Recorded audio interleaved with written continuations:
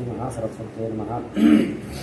शुक्लाम्बरधरं विष्णुं शशिवर्णं चतुर्भुजं प्रसन्नवदनं ध्यायेत् सर्वविघ्नोपशान्तये।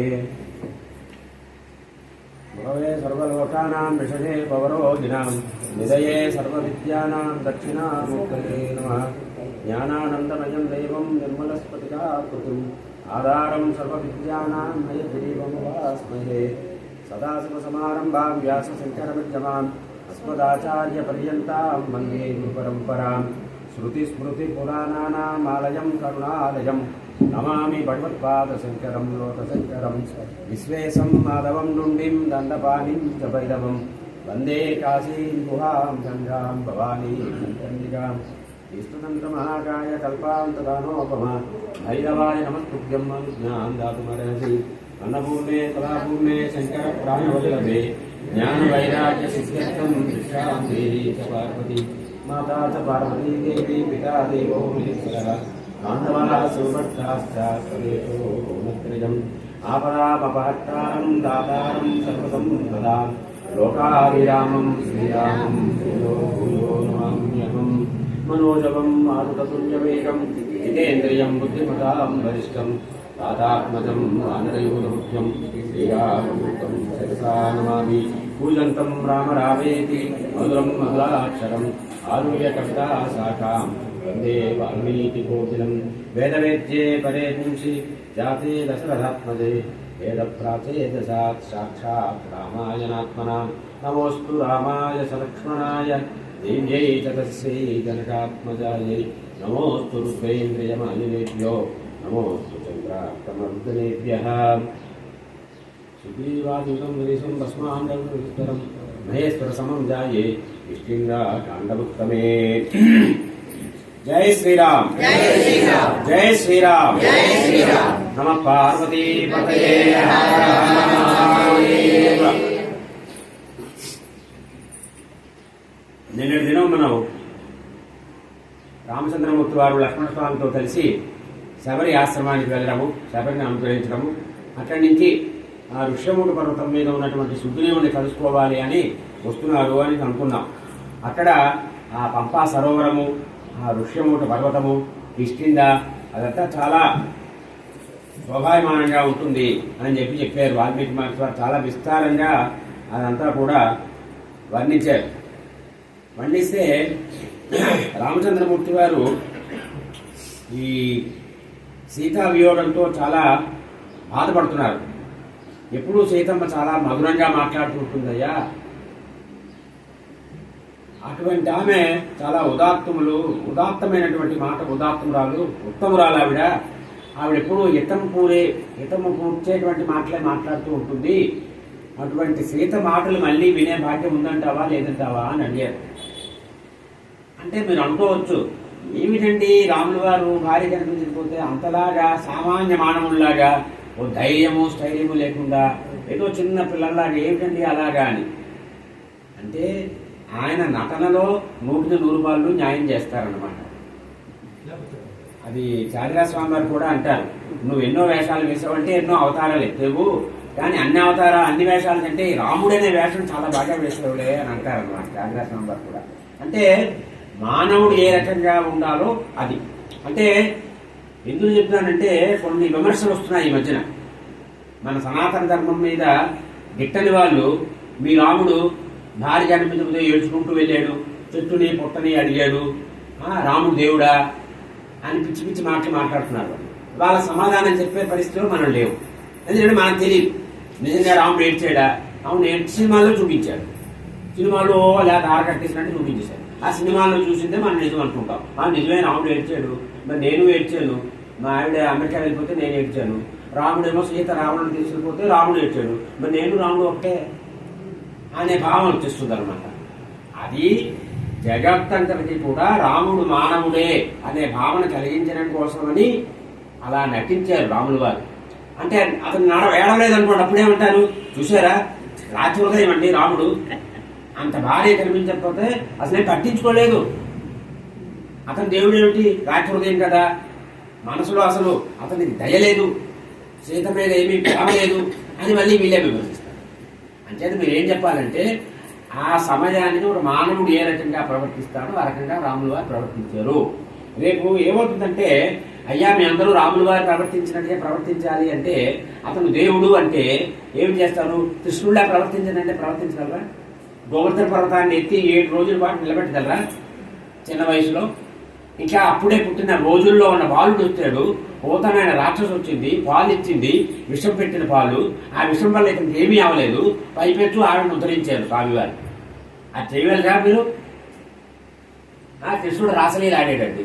నువ్వు ముందు నీకు చెప్పు, బాలుడిలా పోతన్ని సంహరించారు, పోతన్ని ఉద్ధరించారు, అది చేయగలవా? శకటాసురుడు వచ్చాడు, ఒకటి తర్వాత ఒకడు రాక్షసులు వస్తూనే ఉన్నారు, వాడు వీడు అందరూ వస్తున్నారు. ఖాళీ నుండి మర్దనం చేసి ఖాళీ నుండి లొంట తీసుకున్నారా? చేయగలవా నువ్వు? అది ఎంతమంది ప్రాణాలు తీసుకుంది కాళీయుడు? అటువంటి కాళీయుడి మీద వెళ్ళి నర్తనం చేశారు స్వామివారు, గోవర్ధనగిరిని ఎత్తారు. అటువంటి స్వామివారు, శ్రీకృష్ణ స్వామివారు కృష్ణస్తు భగవాన్ స్వయం అన్నారు. అందుకే కృష్ణుడే భగవానుడు అంతే. ఇక్కడంతా రాములు వారు ఇలా అన్నారు, రాములు వారు ఇలా అన్ననే ఉంటుంది. మీరు భాగవతంలో భగవాను వాచ అని ఉంటుంది, దశమస్కందంలో. అలా భగవద్గీత అయితే పూర్తిగా శ్రీ భగవాను వాచ అనన్యాతి ఎంతో మాం యజనాపని ఉపాసతే అని భగవాను వాచ అని భగవంతుడే చెప్తున్నాడు అని ఖచ్చితంగా చెప్తారు. అక్కడ మొహమాటం లేదు, అక్కడ ఎవరికి వరాలు లేవు. బ్రహ్మచారి ఇక్కడ వరం ఇచ్చారు. బ్రహ్మచారు నరుడు వల్ల మాత్రమే, నరుని ఒకటే వదిలేసాడు వాడు. నరుని మినహాయించి ఎవరి వల్ల మృత్యు రాకూడదు అని చెప్పాడు. ఆ బ్రహ్మచారి ఏమో అవును, వీళ్ళు ఎవరి వల్ల, దేవతల వల్ల, వీళ్ళ ఈక్షుల వల్ల, వీళ్ళ వల్ల నీకు మరణం రాదు అని ఇచ్చారు. ఇచ్చినప్పుడు బ్రహ్మచారి మాట అబద్ధం అవుతుంది. ఆ మర్యాదను పాటిస్తూ రావణ సంహారం చేయాలి. అందుకు మానవుడిగా రావాలి. మానవుడిగా అంటే మరి మానవుడు దుఃఖము, సుఖము, శోకము, వియోగము ఇవన్నీ బాధలన్నీ ఉంటాయి. అందుకు అదంతా కూడా చూపించారు. అది మనం చెప్పవలసినటువంటి విషయం. మీకు యుద్ధం అయిపోయిన తర్వాత రాముడు గారిని చూస్తే అది వేరేగా ఉంటుంది. యుద్ధం అయిన తర్వాత సీతావియోగం అవుతుంది. అది లవకుశ సినిమాలో ఎన్టీ రామారావు చూపించింది తప్పు. అంతలా రాముడు పిచ్చెత్తిపోయినాడు అలా ఏడుస్తూ కూర్చొని అన్ని రాజ్యభారం ఉంది, అది లేదు. ఇందులో ఉంది, ఉత్తరాఖండ మీరు చూపిస్తారు కావాలంటే. ఈ వాల్మీకి రామాయణ ఉత్తరాఖండలో ఆ రకంగా అసలు ఏం చెప్తారంటే, యుద్ధం అయ్యేంత వరకు రాములు వారు ఒక రకంగా ఉన్నారు, యుద్ధం అయిపోయిన తర్వాత రాములు వారు స్వస్వరూపానికి వచ్చేసారు. ఇటు అయిపోయింది కదా, పని అయిపోయింది కదండి. పని అయిపోయిన తర్వాత ఉదాహరణకి మీ పాస్పోర్ట్లో ఓ పేరు ఉంది, మీ అసలు పేరు వేరు, మీరు అమెరికా వెళ్తున్నారు. మీ అబ్బాయి ఏం చెప్తాడు? మీ పేరు సుశీల, ఆ పాస్పోర్ట్లో రాధారాణి అని ఉంది. మీ అబ్బాయి ఏం చెప్తాడు? అమ్మ పాస్పోర్ట్ వీసా వాళ్ళు అడుగుతారు, ఎంబసీ వాళ్ళు, ఇమిగ్రేషన్ వాళ్ళు అడుగుతారు, అమెరికా న్యూయార్క్ ఎయిర్పోర్ట్లో దిగ్గానే నువ్వు రాధారాణి అని పేరు చెప్పు, సుశీల అని పాస్పోర్ట్లో ఉన్న పేరే చెప్పు అని చెప్పారు. అక్కడ వాటితో ఉన్నంతసేపు మీరు ఏం చెప్తారు? నీ పేరు ఏంటంటే సుశీల, సుశీల, సుశీల అని చెప్తారు. బయటకు వచ్చేసారు. ట్యాక్సీ వాడి దగ్గర అబద్ధం చెప్పాల్సిన పని లేదు కదా. మీ ప్రీపెయిడ్ ట్యాక్సీ తీసుకున్నారు అనుకోండి, ట్యాక్సీ బుక్ చేశారు, అప్పుడు వాటి ఉన్నాయేమంటే రాధారాణి అని చెప్తారు. మీరు అక్కడ పాస్పోర్ట్ వెరిఫికేషన్లు ఏమి ఉండవు. వెరిఫికేషన్ అయిపోయింది. ఇంకా అయిపోయిన తర్వాత మళ్ళీ మీరు వెళ్ళేటప్పుడే మీ పేరు ఆ పాస్పోర్ట్లో ఉన్న పేరు చెప్పాలి. అంతే అన్నమాట.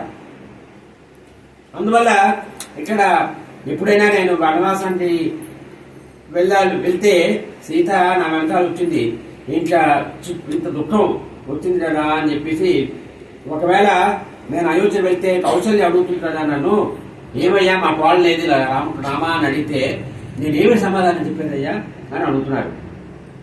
కాబట్టి నువ్వు అక్కడివి వెళ్ళిపో అయోధ్యకి, భరతుడిని కలువు, భరతుడు నువ్వు కలిసి మీ అందులో ఉండండి, నేను ఇక్కడ ఉండిపోతానులే అని చెప్తున్నాడు. అప్పుడు రాముల వారితో లక్ష్మణుడు చెప్తున్నాడు, నువ్వు కొంచెం ధైర్యం వహించాలి కదా, మనం ధైర్యంగా ఉంటే మేలు జరుగుతుంది. నిజమే, మనకి ఆత్మీయులైన వారు కొంచెం మనకి దూరం అయిపోతే మనకి ఈ రకంగా బాధ కలగడం లోక సహజం కదా. ఎవరైనా సరే దానికి అతీతులు కాదు అంటే లక్ష్మణ స్వామి సమాధానం చెప్పేశారు. అసలు ఇది చదివితే తెలిసిపోతుంది రాముల వారు ఎందుకు ఏడ్చారు అంటే, ఎవరు మానవ మాత్రులు ఏడుస్తారు. ఇప్పుడు తండ్రి మరణించాడండి, తల్లి మరణించాడండి, ఏడవరా అంటే అలా ఏడుస్తూ కూర్చొని నేను ఇంకేమి చేయనివ్వను, నేను ఇక్కడే ఉండిపోతాను, లేదు నేను వెళ్ళిపోతాను అని మాట్లాడుకోవడం, దాంట్లో హద్దు ఉంది.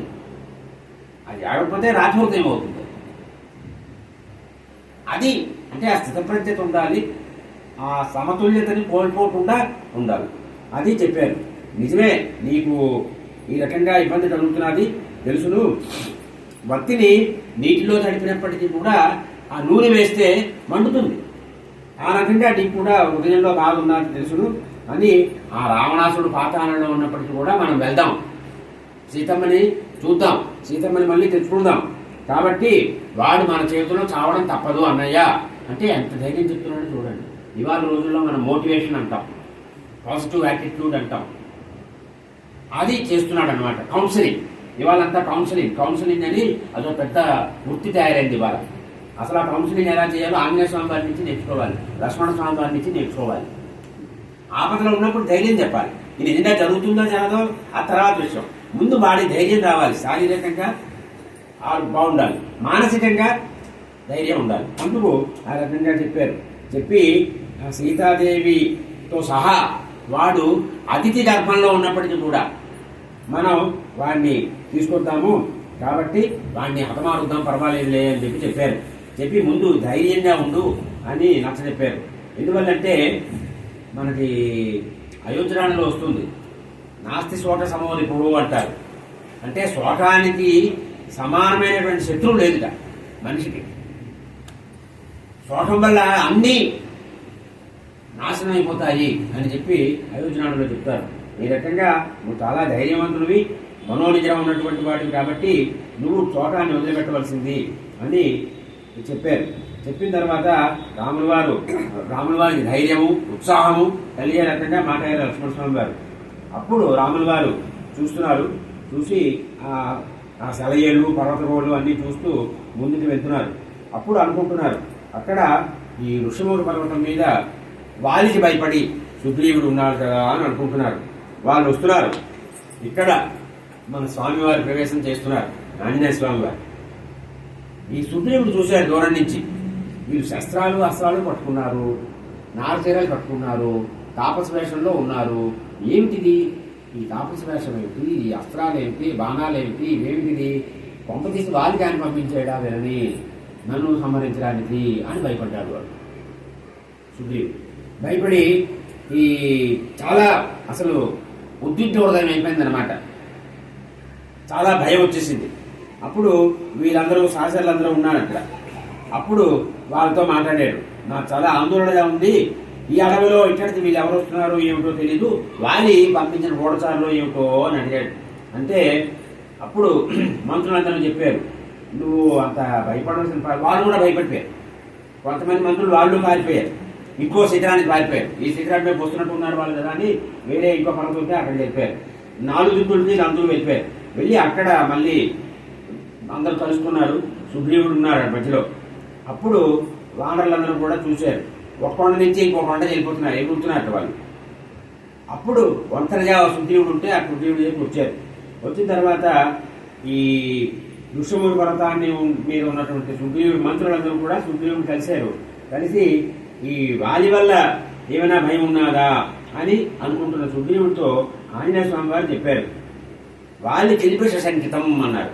అంటే వాలి మీద భయంతో ఉన్నారు కాబట్టి మీరందరూ కూడా పిచ్చి భయాన్ని వదలండి అన్నారు ఆంజనేయ స్వామి గారు. పిచ్చి భయం అనే అన్నారు. ఈ భయం కాదు, పిచ్చి భయం. ఆ వాలి పంపించేడేమో అని భయంగా పడుతున్నాడే ఈ పిచ్చి. మనకి ఒకసారి పిచ్చి భయాలే వేసుకుంటాయి. ఆ పిచ్చి భయాన్ని వదలండి. ఆ భయాలు వదలాలంటే ఆంజనేయ స్వామిని పట్టుకోవాలి. భూత పిశాచం అంటే 50 మహావీర జపనామ సునావే. అందుకే ఆయన పట్టుకుంటే ఇవన్నీ పోతాయి. అప్పుడు ఈ ఋషభూడి పర్వతం మీద వాలి రాడు కదా, మరి మీరెందుకు అలా ఇదైపోతున్నారు అని చెప్పారు ఆంజనేయ స్వామి వారు. చెప్పి నువ్వు ఈ వాలి వల్ల భయంతో నువ్వు తిరిగి ఇక్కడికి వచ్చావు కదా, ఇప్పుడు ఈ మహర్షి ఇచ్చినటువంటి శాపం వల్ల వాలి ఇక్కడికి రాడు, అందువల్ల ఇది నీ సురక్షణ ప్రదేశం కదా, నీకు ఏ ప్రమాదం లేదులే అని అన్నారు. అంటే నువ్వు సామాన్య మాటల్లో ఎదురయ్యాలా భయపడిపోతావు, చాలా ఆశ్చర్యంగా ఉంది కదా, ఆలోచించవలసిన విషయం ఆలోచించి ముందు భయాన్ని పక్కన పెట్టు. ఇది ప్రతి వాళ్ళు అమలు చేసుకోతుంది.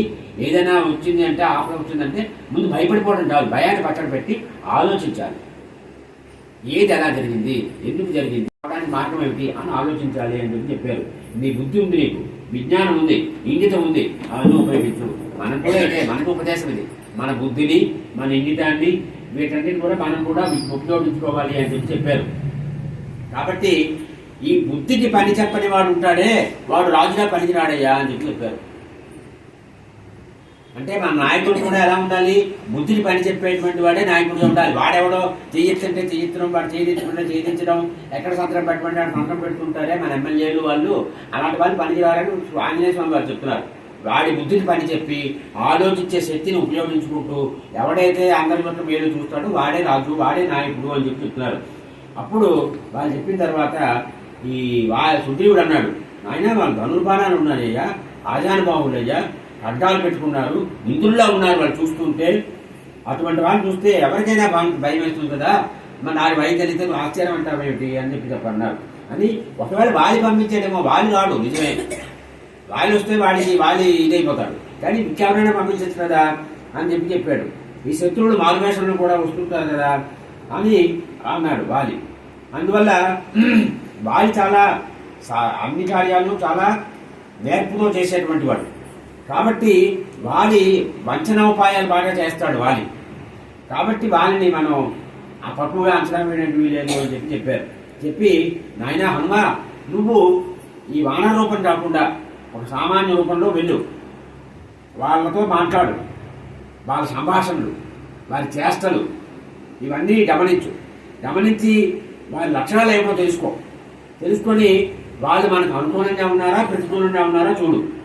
ఒకవేళ అనుకూలంగా ఉంటే నువ్వు వాళ్ళని తృప్తిపరిచి వాళ్ళ విశ్వాసం తీసుకొని వాళ్ళ ఆంతర్యం ఏమిటో తెలుసుకో. అది ఇప్పుడు బుద్ధిని ఉపయోగపెడుతున్నాడు సుగ్రీవుడు. తక్కువవాడు కాదు, సుగ్రీవుడు తెలివైన వాడే. సుగ్రీవో రణపండితరా అన్నారు. అప్పుడు అన్న చేత దెబ్బలు తినలేక పరిగెత్తు ఉండేవాడు అనమాట. అప్పుడు వీళ్ళు ఈ వనాల్లో ఎందుకు వీళ్ళు వచ్చారో అడగవలసింది అని చెప్పాడు. చెప్పి వాళ్ళ మనసుల్లో ఏమైనా పుట్టిన బుద్ధి ఉన్నదా అది ఆలోచించవయ్యా. చూసారా, ఆంజనేయ స్వామి వారు ఇవన్నీ గమనించగలరు అనమాట. అందుకు ఆంజనేయ స్వామి వారికి ఇవన్నీ గమనించమని చెప్తున్నాడు, ఏమేమి చేయాలో పనులన్నీ చెప్తున్నాడు. అప్పుడు ఈ వాళ్ళ మనస్సుల్లో వాళ్ళకి ఎటువంటి భావాలు ఉన్నాయో గమనించని చెప్తున్నాడు. అంత సులభమా ఇవన్నీ? తర్వాత వాళ్ళ యొక్క మాటల తీరు ఎలా ఉందో గమనించు అంటున్నాడు. తర్వాత వాళ్ళ ముఖ కవళికలు ఎలా ఉన్నాయో ఆలోచించు అంటున్నాడు. ఇవన్నీ చూసి చెప్పి వచ్చిన వాళ్ళ సత్పురుషులా కాదా అని చెప్పచ్చుట. అది మన ధర్మము, మన శాస్త్రము, మనకున్న విజ్ఞానం ఏంటంటే మనిషితో మాట్లాడి మనిషి యొక్క ముఖ కవళికల్లో ఎటువంటి మార్పులు వస్తున్నాయో చూసి దాన్ని బట్టి ఆ మనిషి మంచివాడా చెడ్డవాడా అని చెప్పి వచ్చుట. అది అంతా చెప్పాడు. చెప్పిన తర్వాత ఆంజనేయ స్వామి వారు వెళ్ళారు. వెళ్ళి ఆ ఋషభూరి పర్వతం నుంచి ఒక్క గంతు వేశారు. రామలక్ష్మణుల దగ్గరికి వచ్చి ఆయన ఏం చేశారంటే ఒక సన్యాసి వేషం తీసుకున్నారు అని చెప్పారు. సన్యాసి వేషంలో వెళ్ళారు. కవిరూపం పరిత్యజ్య హనుమాన్ మారుతాత్మజ మృత్యు రూపం తతో పేటి శతబుద్ధి తయాకపి అన్నారు. ఆ రకంగా వేషం వేసుకొని ఒక్కసారి వెళ్ళారు. వెళ్ళి ఒక్కసారి స్వామివారు వాళ్ళిద్దరికి నమస్కారం చేసి వారితో మాట్లాడుతున్నారు. అద్భుతంగా మాట్లాడతారు ఆంజనేయ స్వామి వారి. ఇక్కడ వాళ్ళని చూసి గౌరవంగా మాట్లాడారు, మర్యాదగా మాట్లాడారు. కాబట్టి మధురమైనటువంటి వచనాలతో మాట్లాడారు. ఏమిటన్నారంటే, మీరు రాజర్షుల్లా ఉన్నారు, దేవతల్లా కనిపిస్తున్నారు, ఎంతో ఘోరమైనటువంటి వ్రతదీక్ష చేపట్టినటువంటి తపస్సుల్లా కనిపిస్తున్నారు. అయినప్పటికీ కూడా ఈ అడవిలో ఉన్నటువంటి మృగాలకు కానీ ఇతర వంచనలకు కానీ కొంచెం భయం కలిగించే రీతిగా ఈ వృక్షాలన్నీ కూడా మీరు చూస్తున్నారు. మీరు అసలు ఎందుకు వచ్చారు ఇక్కడికి అని అడిగారు ఆంజనేయ స్వామి వారు. మీరేమో జటావల్కలాలు ధరించారా, చాలా ధైర్యంగా కనిపిస్తున్నారు. తర్వాత మీరు రావడం వల్ల ఈ పంపా నది జలాలన్నీ కూడా ఎంతో శోభాయమానంగా ఉన్నాయి అన్నారు. చూడండి ఎంత చెప్తున్నారు. అలా మాట్లాడాలి. అలా మాట్లాడితే అవతల వాళ్ళు ఉదయం ఆకర్షిస్తారనమాట. అది రాములు వారే ఇస్తారు ప్రశంస. చెప్తాను అని చెప్పి అసలు స్వామి మీరు ఎవరు, మీరు వెళ్ళగానే ఏమిటండి మీరు ఎవరు, ఎక్కడి నుంచి వచ్చారు అని అడగకూడదు. అడగలేదు ఆంజనేయ స్వామి గారు. ముందు ఏమిటి చెప్పారు, మీరు రాజర్షుల్లా ఉన్నారు, దేవతల్లా ఉన్నారు, ఎంతో గొప్ప తపస్సు చేస్తున్న వాళ్ళ ఉన్నారు. మీరు రావడం వల్ల ఈ పంపా సరోవరం అంతా కూడా శోభాయమానంగా ఉన్నది. ఇవన్నీ పాజిటివ్ అనమాట. ముందు పాజిటివ్ స్టేట్మెంట్స్ అంటారు వీటిని ఆంగ్ల భాషలో. ఇవన్నీ చెప్పి ఆ గ్రౌండ్ తయారు చేస్తున్నారు అనమాట. గ్రౌండ్ తయారైన తర్వాత మధ్య అడుగుతున్నారు, స్వామి ఎంతటి మీరెవరు అని అడుగుతున్నారు. మీరేమో వనసంచారం చేస్తున్నారా? ఈ సింహాల్ని మించినటువంటి బలపరాక్రమాలు ఉన్నాయి మీకు. తర్వాత మీరు చాలా నిశ్చితంగా చూస్తున్నారు. మీరు అలా చూస్తుంటే ప్రాణులన్నీ కూడా ఇబ్బంది పడుతున్నాయి అని చెప్పారు. తర్వాత ఈయన ఏం చెప్తారంటే, మీరు తేజోవంతులుగా ఉన్నారు. మీ తేజ ప్రభావం వల్ల ఈ పర్వతమంతా కూడా దివ్యంగా కాంతిమయంగా కనిపిస్తున్నది అని చెప్తున్నారు. చెప్పి మీరు దేవతల్లా ఉన్నారు, చాలా పరాక్రమంగా ఉన్నారే అన్నారు. చాలా మహావీరులు మీరు అన్నారు. శౌర్యము పరాక్రమంలో ఒకరికి మించిన వాళ్ళు ఇంకోలా కనిపిస్తున్నారు మీరిద్దరు అన్నారు. దైవికంగా భూలోకానికి వచ్చినట్టు ఉన్నారే అన్నారు. అదే వాస్తవం కదా, విష్ణుమూర్తే కదా. విష్ణులోకం నుంచి వచ్చారంటే ఈయన తెలుసును అంటే స్వామి మీరెవరో నాకు తెలుసును అని సూచిస్తున్నారు. ఇక్కడ దైవికంగా మీరు భూలోకానికి వచ్చారు అని అడుగుతున్నారు. అంటే భూలోకం వాళ్ళు కాదు, అక్కడి నుంచి అవతారం దాల్చి వచ్చినటువంటి వాళ్ళు మీరు అనే విషయము చెప్పకుండా చెప్పేశారు ఆంజనేయ స్వామి గారు. హనుమంతుడు అంటే రాముల వారు ఉపాసన శక్తి ఉన్నటువంటి మహనీయులు కదా వారికి. అందువల్ల ఈ విశాలమైనటువంటి వక్షస్థలాలు ఉన్నాయి మీకు. ఎంత గమనించారో చూడండి. దాన్ని అబ్జర్వేషన్ అంటాం అనమాట. మనం కూడా చూస్తుంటాం. ఏమంటే ఆయన ఎలా చూసి మాట్లాడేంటానండి, హడావిడిలో ఉన్నాను, ఏమిటో గమనించలేదు అని చెప్తాం మనం. ఆంజనేయ స్వామి ఇలా చూశారంటే ఎక్స్రే తీసినట్టుగా కట్టకట్టకట్టగా అన్నీ వర్ణించేస్తున్నారు. ఎప్పుడు చూస్తున్నారో ఎప్పుడు వర్ణిస్తున్నారో తెలియదు. చూడండి, వక్షస్థలం గురించి చెప్తున్నారు, ఆ బావుల గురించి చెప్పేస్తున్నారు, అన్నీ చెప్తున్నారు. మీకు ఉత్తమమైనటువంటి రాజలక్షణాలు కనిపిస్తున్నాయి మీరు అంటున్నారు. తర్వాత మీరు రాజభాగాన్ని వదిలిపెట్టి ఈ జటావసరాలు కట్టుకొని ఇక్కడికి ఎందుకు వచ్చారని అడుగుతున్నారు. ఇది ఎవరు చెప్పారు? రాములు వారు రాజ్యభోగాలన్నీ వదులుకొని వచ్చారని ఎవరు చెప్పారంటే అంటే గ్రహించేశారు ఆయన. అందుకే ఆయన ఏమన్నారు? బుద్ధిమతాం వరిష్టం జ్ఞానినా మంత్రజన్యం. ఆంజనేయ స్వామిని పట్టుకుంటే ఏమవుతుంది?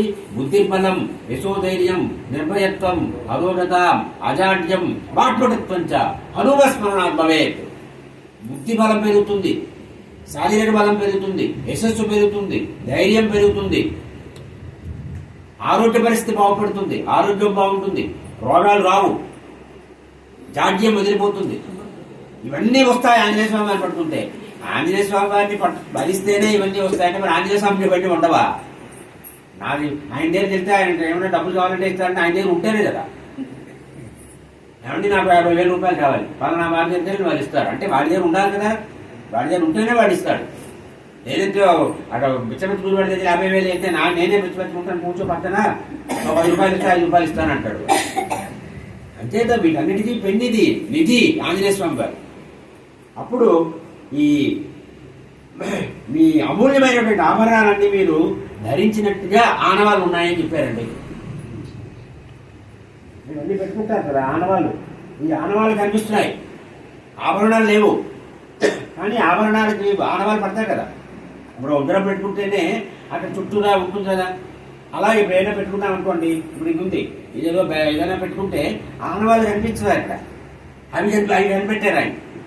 కనిపించి మీరు ఆభరణాలు పెట్టుకున్నట్టుగా ఆనవాళ్ళు ఉన్నాయి, ఇప్పుడు ఆభరణాలు లేవే అని అడుగుతున్నారు. అంటే ఎంత సునిశ్చితంగా గమనిస్తున్నారో. అందుకే యువతకి ఆంజనేయ స్వామి ఆదర్శం అండి. ప్రతి యువకుడు తన గదిలో ఆంజనేయ స్వామి ఫోటో పెట్టుకోవాలి. ఈ క్రికెట్ ఆడే వాళ్ళు, పిచ్చి వాళ్ళు వాళ్ళ ఫోటోలు పెట్టుకోకూడదు. వాళ్ళ ఫోటో పెట్టుకుంటే పిచ్చెత్తిపోతారు.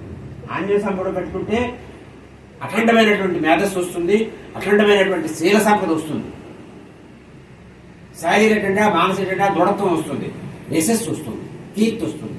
అందుకు ఆంజనేయ స్వామి ఆదర్శం. యువతకి ఆంజనేయ స్వామి ఆదర్శం. తర్వాత ఈ సముద్రాల్లో, ఈ పర్వతాల్లో ఇవంతా కూడా మీ భూమండలం అంతా చూడండి, విశేషం చెప్తున్నారు ఆయన. ఈ సముద్రాలు, వనములు, విద్యాద్రి, మేరు పర్వతం ఇవన్నీ ఉన్నాయి కదా. వీటన్నిటితోటి ఉన్నటువంటి భూమండలం ఏదైతే ఉందో ఆ భూమండలాన్ని రక్షించడానికి కానీ పాలించడానికి కానీ మీరు మాత్రమే సమర్థులు అని చెప్తున్నారు. అంటే రాజా సర్వస్వలోకస్య, సర్వలోకాలకి రాజు రాముల వారు అని మారీచుడు అన్నాడే నిన్న, అది ఆంజనేయ స్వామి వారు చెప్తున్నారు. ఈ భూమండలం అంతా కూడా పరిపాలించాలి, రక్షించాలంటే ఎవరు సమర్థులు? మీరే సమర్థులు, మరొకరు కాదు. అది ఇక్కడ విషయం. అంటే ఆ విష్ణుమూర్తి వచ్చిన వాళ్ళు అని గ్రహించారు. తర్వాత ఈ ధనుస్సులు ఉన్నాయే చాలా అపూర్వంగా ఉన్నాయి. మీ ధనుస్సు చూస్తేనే చాలా ఆశ్చర్యం వేస్తున్నది అని అంటున్నారు ఆంజనేయ స్వామి గారు. తర్వాత చాలా సుందరంగా ఉన్నాయి, బండార పోటుతో ఉన్నాయి ఈ ధనుస్సులు అని చెప్పారు.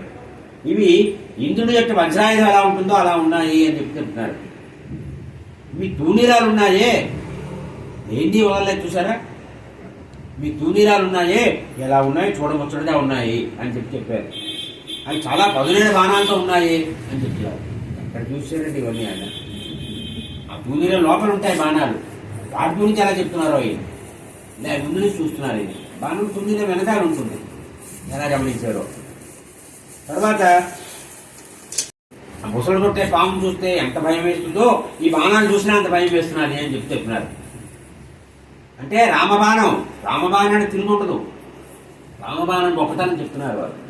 తర్వాత మీ ఖడ్గాలు ఉన్నాయే చాలా పొడవుగా ఉన్నాయి, చాలా విశాలంగా ఉన్నాయి, మేలింబండారంతో ఉన్నాయి అని చెప్తున్నారు. అవి కూడా సర్పంలా ఉన్నాయని చెప్తున్నారు. కుంసం పిడిచిన పాము ఎలా ఉంటుందో అలా ఉన్నాయని చెప్తున్నారు. నేను ఇంతగా మాట్లాడుతున్నాను, మీరేం మాట్లాడటం లేదేమి అని అడిగారు. మళ్ళీ రాముల వారిలో లక్షణం ఏంటంటే ఆయన మధ్యలో మాట్లాడు. ఇప్పుడు అవన్నీ కాదయ్యా, నువ్వెవరు చెప్పు అని అడగచ్చు కదా.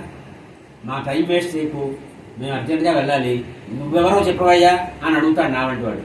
రాముల వారు ఏంటంటే మొత్తం అంతా వింటారు, మొత్తం అతని దగ్గర సమాచారం అంతా వచ్చేయాలి బయటికి, మధ్యలో ఆపకూడదు. ఆపేస్తే మనకు రావాల్సిన సమాచారం రాకుండా పోతుంది. అందుకు ఎప్పుడైనా సరే మనం ఆకలి వారు చెప్పేది పూర్తిగా వినాలి. అయ్యా మీరు చెప్పడం ఏంటా, ఇంకా చెప్తారా ఏమైనా, నేను మాట్లాడేదా అని అడగాలి. అప్పుడు ఏమైందంటే వాడి దగ్గర ఏ అస్త్రాలు ఉన్నాయో అన్నీ మనకి బయటపడిపోతాయి. అప్పుడు దానికి ప్రతిగా మనం మాట్లాడడానికి, సమాధానం చెప్పడానికి అవకాశం ఉంటుంది. అందుకే న్యాయస్థానంలో కూడా ముందు ఈ న్యాయవాది చెప్పేదంతా చెప్పమంటారు, నువ్వు చెప్పేదంతా చెప్పవయ్యా అంటారు. అవన్నీ చెప్పిన తర్వాత 1, 2, 3, 4, 5 అప్పుడు ఈ న్యాయవాది లేచి ఒకటి దాని సమాధానం ఇది, 2 ఇది సమాధానం, 3 దాని సమాధానం చెప్పేస్తారు. దాన్ని తగ్గట్టుగా ఆయన చెప్పేసుకుంటాడు. రెండో అవకాశం ఇంటి వస్తుంది కదా, ఆలోచించుకోవడానికి అవకాశం ఉంటుంది. అతను ఏ ప్రశ్న వేశాడో ఆ ప్రశ్నకు తగ్గట్టే సమాధానం చెప్పుకోవడానికి, ఆలోచించి సమస్ఫూర్తితో చెప్పడానికి అవకాశం ఉంటుంది. అప్పుడు చెప్పేశారు స్వామివారు, ఈ సుగ్రీవుడు అని ఒక ధర్మాత్ముడు ఉన్నాడు, అతను చాలా గొప్పవాడు, అతను వానరులందరికీ కూడా ప్రభువు. ఇప్పుడు ఆ వాలి అనే వాళ్ళ అన్న ఉన్నాడు, ఆ అన్న ఇతన్ని వెడగొట్టాడు కాబట్టి చాలా బాధలో ఉన్నాడు. ఆ సుగ్రీవుడు ఉన్నాడే చాలా బుద్ధిమంతుడు, అతడు నన్ను పంపించాడు, నా పేరు హనుమంతుడు అని చెప్పేశారు. యువాభ్యాం సహ ధర్మాత్మ సుగ్రీవ సత్యమిచ్చతి తస్యమాం సచివం విత్తం వానరం పవనాత్మజం. నేను వాయుకుమారుణ్ణి, వాయుసుతుణ్ణి అని చెప్పారు. నేను వానరుణ్ణి, ఆ సుగ్రీవుడి మంత్రిని నేను కామరూపుణ్ణి అని చెప్పేశారు. అంటే అన్ని ప్రశ్నలు తావు ఇవ్వకూడదు అనమాట.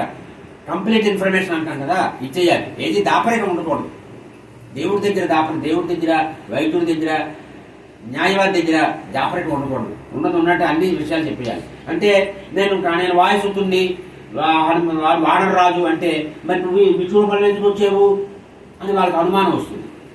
అప్పుడు చెప్పేయాలి, నాకు కామరూపం ఉంది, నాకు కావలసిన రూపం నేను ధరించే శక్తి నాకు ఉంది అని చెప్పారు.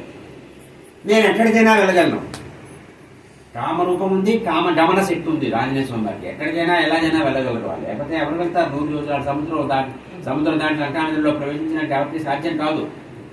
అది రేపు చెప్పుకుంటాం. అందువల్ల మీకు సుగ్రీవ ప్రభువు ప్రీతి కోసమని నేను ఈ వ్యాఖ్యలో ఇక్కడికి రావడం జరిగింది అని చెప్పారు. అప్పుడు ఈ రామలక్ష్మణులు ఇద్దరు కూడా చూశారు. ఒక్కసారి మౌనంగా ఉన్నారు స్వామివారు, ఆంజనేయ స్వామివారు. ఈయన చెప్పాల్సింది చెప్పేశారు. రామలక్ష్మణులు ఏమిటి చెప్తారా అని చూస్తున్నారు. అప్పుడు ఈ రాముల వారు చాలా సంతోషించారట ఆంజనేయ స్వామి వారు చెప్పిన మాట విని. అప్పుడు చెప్తున్నారు, నాయన ఇతను ఈ సుగ్రీవుడి యొక్క సచివుడు అయ్యా, ఇతను చాలా ఇటువంటి ఏ సుగ్రీవుడిని మనం కలవాలనుకుంటున్నామో ఆ సుగ్రీవుడి మంత్రి మన దగ్గరికి ఇప్పుడు వచ్చాడయ్యా, చాలా మంచి విషయం ఇది అని చెప్పారు. చెప్పి నాయన ఇక్కడ అద్భుతమైన మాట అన్నమాట ఇది. నాన్ ఋగ్వేద వినీతస్స నా యజుర్వేదధారిణ నసామ వేద విదుష సత్యమేవం ప్రభాచితం నూనం వ్యాకరణం కృష్ణం అనేన బహుధాకృతం బహువ్యార్థానేన నకించిదపసప్తితం నముకే నేత్రయోపాపి లలాటే చ అభృవోతద అన్యేషు డాక్టేషు దోషః సమిత ప్రతిత్తు. ఇవాళ ఆధునిక శాస్త్రంలో కమ్యూనికేషన్ స్కిల్స్ అని అంటారు. మీరు కొంతమంది తెలిసి ఉండొచ్చు. కమ్యూనికేషన్ స్కిల్స్, వాటి పెద్ద క్లాసులు, కోచింగ్లు, ఇన్స్టిట్యూట్లు లక్షలు ఉన్నాయి. Foreign universities, Stanford university, Oxford university, ఆ యూనివర్సిటీ, హార్వర్డ్ యూనివర్సిటీ, అక్కడి నుంచి వాళ్ళు పిలుస్తారు, వాళ్ళు చెప్తారనేసి. మీరు స్టాన్ఫర్డ్ అట్టలేదు, ఆక్స్ఫర్డ్ అట్టలేదు, రామాయణం చదివితే కమ్యూనికేషన్ స్కిల్స్ ఇంప్రూవ్ అవుతాయి. ఈ మాట మీ దగ్గర ఇంటి చెప్పడం కాదు, నేను ఐఐటి ఢిల్లీలో చెప్పాను. ఎన్నో యూనివర్సిటీస్కి వెళ్ళి మీరు విదేశాల్లో ఉన్న యూనివర్సిటీలు చూడక్కర్లేదు నాయన, మన రామాయణం వాల్మీకి రామాయణం చదివితే మీ కమ్యూనికేషన్ స్కిల్స్ ఇంప్రూవ్ అవుతాయి అని చెప్పి చెప్పాను. ఇంతకీ ఆంజనేయ స్వామి వారి గురించి రాముల వారు ఏం చెప్తున్నారు? ఏదైనా ఋగ్వేదము, యజుర్వేదము, సామవేదం 3 వేదాల్లో నిష్ణాతులయ్యా అని చెప్పారు. అంటే ఇప్పుడు యజుర్వేదంలో వచ్చినవే మళ్ళీ వస్తుంటాయి. నాణ్యపంత నాణ్యతే, నాణ్యపంత ఆద్యతే నాయ అవి వచ్చినవే వస్తుంటాయి. అది సరిగ్గా జ్ఞాపకశక్తి లేదనుకోండి, ముందు వెనక ముందు చేసేస్తూ ఉంటారు. అంచేత ధారణాశక్తి ఉండాలి అన్నమాట. నా యజుర్వేద ధారణాశక్తి ఉండాలి. ఋగ్వేద వినీతస్య, సామవేద విదుష, సామవేదానికి వైదుష్యం కావాలి. ఆ 3 ఉన్నాయి ఇందులోని. సాక్షాత్తు సూర్యభగవాను గురువుగా స్వీకరించి సూర్యనారాయణమూర్తి వారి దగ్గర నేర్చుకున్నారు వీరు విద్యలు. ఆంజనేయ స్వామి వారు నమ్మవ్యాకరణ పండితులు వారు. అందువల్ల వ్యాకరణ శబ్దాలు ఎక్కడ వ్యాకరణలో దోషాలు లేవని చెప్పారు. మనం ఒక వాక్యం రాసినా, ఒక వాక్యం మాట్లాడినా అందులో అన్ని వ్యాకరణ దోషాలే ఉంటాయి. మనకి ఇంగ్లీష్ అయితే ప్రజెంట్ టెన్స్, పాస్ట్ టెన్స్ ఈ వీక్లో ఎక్కడ తినేస్తారు. మన తెలుగు భాషలో కూడా సరైనటువంటి పదాలు మనం వాడలేకపోతూ ఉంటాం. మధ్యలో ఆంగ్ల పదాలు వచ్చేస్తూ ఉంటాయి, అన్నీ వచ్చేస్తూ ఉంటాయి. హైదరాబాద్ అయితే ఉర్దూ పదాలు వచ్చేస్తూ ఉంటాయి. ఇలా ఉంది. కానీ ఇతను వ్యాకరణాన్ని బాగా చేశారు, ఎక్కడా అపశబ్దాలు పలకలేదు అన్నారు. తర్వాత మాట్లాడేటప్పుడు ముఖంలో కానీ, కనుల్లో కానీ, కనుబొమ్మల్లో కానీ, ఇతర అవయవాల్లో కానీ ఎక్కడా కూడా వికారం లేదు. కొంతమంది ఏవో మాట్లాడుతూ ఉంటారు, ఇలా కళ్ళు వేస్తూ ఉంటారు, ఇలా బొలువే తీసుకుంటారు, బొడ తిప్పుతుంటారు. అలాంటి వికారాలు లేవు, వికారాలు అన్నారు వాటి రాములు వారు. అటువంటి వికారాలు లేవు అని చెప్పారు. తర్వాత కొంతమంది ఏం చేస్తారంటే అంటే వాడు కొనుక్కుంటూ ఉంటాడు, అవతల వాడికి వినిపించదు. కొంతమంది ఇక్కడ ఉన్నవాడితోటి అలా కేదారమూడి దగ్గర ఉన్నవాడికి ఎవడే బాగున్నారా, ఎప్పుడు వచ్చారు, దుర్చెల్లారు, దర్శనమైందా విశ్వనాథులు అని అడుగుతాడు. అది కూడదు, ఇది కూడదు. అంటే మరీ ఎక్కువ శబ్దం చేయకూడదు, మరీ తక్కువగా చెప్పకూడదు, మధ్యమ స్వరంలో మాట్లాడాలి. ఇప్పుడు మీరు ఎంతమంది ఉన్నారు కాబట్టి ఇలా మాట్లాడు, ఇంకా ఇద్దరే ఉన్నారనుకోండి ఇక మైక్ కూడా అవసరం లేదు.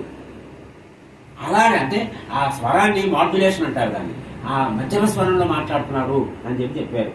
తర్వాత ఇతను చెప్పవలసిన విషయం స్పష్టంగా చెప్పాడయ్యా అని చెప్పారు. కొంతమంది ఏదో చెప్తారు, ఏమంటే వెళ్ళిపోయిందండి, నేను వెళ్ళాను అక్కడ వేలుపూర్లో జామ్ అయిపోయింది, అక్కడ 1 గంట ఉండిపోయింది, పోలీసులు ఏమో అలా వెళ్ళలేమన్నారు. ఇవన్నీ నువ్వు వెళ్ళి పని ఏమిటి ఏదో చెప్పాలి. అది రేపు సుందరకాండలో వస్తుంది, మళ్ళీ నేను చెప్తాను. ఆంజనేయ స్వామి వారు ఏంటంటే ఖచ్చితంగా అప్ టు ద పాయింట్ అంటాం కదా, కరెక్ట్. ఏది ఇన్ఫర్మేషన్, ఏ సమాచారం కోసం మీరు చూస్తున్నారో ఖచ్చితంగా ఇచ్చేస్తారు, ఆ ప్యాకేజ్ చేసి అలా ఇచ్చేస్తారు. తర్వాత ఆత్మవిశ్వాసంతో మాట్లాడారు అని చెప్పారు. అది చాలా ముఖ్యం. ముఖ్యంగా యువకులు ఎవరు లేరు. ఆ యువకులు ఇంటర్వ్యూకి వెళ్తే నేను ఎప్పుడు వాళ్ళకి అదే చెప్తాను, యూనివర్సిటీస్కి వెళ్ళి మాట్లాడినప్పుడు, నాయన మీరు ఏ సమాధానం చెప్పినా ఇంటర్వ్యూలో ఆత్మవిశ్వాసంతో మాట్లాడండి, కాన్ఫిడెన్స్ ఉండాలి. ఆ కాన్ఫిడెన్స్ ఉంటే మీకు ఉద్యోగం వస్తుంది, లేదు సీట్ వస్తుంది. కాన్ఫిడెన్స్ లేకపోతే వాడితే నమ్మకం లేదు, వాడింటే పక్కన పెట్టేస్తాడు మిమ్మల్ని. ధైర్యంగా మాట్లాడాలి. 2 ఏళ్ళు ఎంత అంటే 2 ఏళ్ళు 5 అని అన్నా సరే గట్టిగా చెప్పాలట. అందుకే చెప్పారు, అబద్ధం బాసుబద్ధం బా కుంతిపుత్రో వినాయక అన్నట్ట. కుంతిపుత్రుడు ఎవడయ్యా అన్నట్ట. అబద్ధం బాసుబద్ధం బా కుంతిపుత్రో వినాయక అన్నట్ట. అంటే అంటే కుంతిపుత్రుడు వినాయకుడు అన్నట్ట. ఇదేమిటి అని పట్టవాడు అన్నట్ట. నిజమో ఏమో మన పొరపాటు పడ్డామేమో అంత ధైర్యంగా చెప్తున్నాడే. కుంతిపుత్రుడు వీడు అంటే వీడు తెలియదేమో అని ఏమిటి అని సరే వీడు భయపడిపోతాడు. భయపడిపోయి భీముడు కాదేమో అని అది దుర్యోధనుడు అంటే తడబడిపోతాడు. అది చెప్పేది ధైర్యంగా చెప్పాలి. అది ఆంజనేయ స్వామి వారిలో ఉంది. తర్వాత మరీ బిగ్గరగా అరవకూడదు, మరీ సన్నంగా మాట్లాడకూడదు, మధ్య స్వరంతో మాట్లాడాలి. మాట్లాడిన మాటలు వ్యాకరణ శాస్త్రానికి అనుగుణంగా ఉండాలి, వ్యాకరణ విరుద్ధంగా ఉండకూడదు.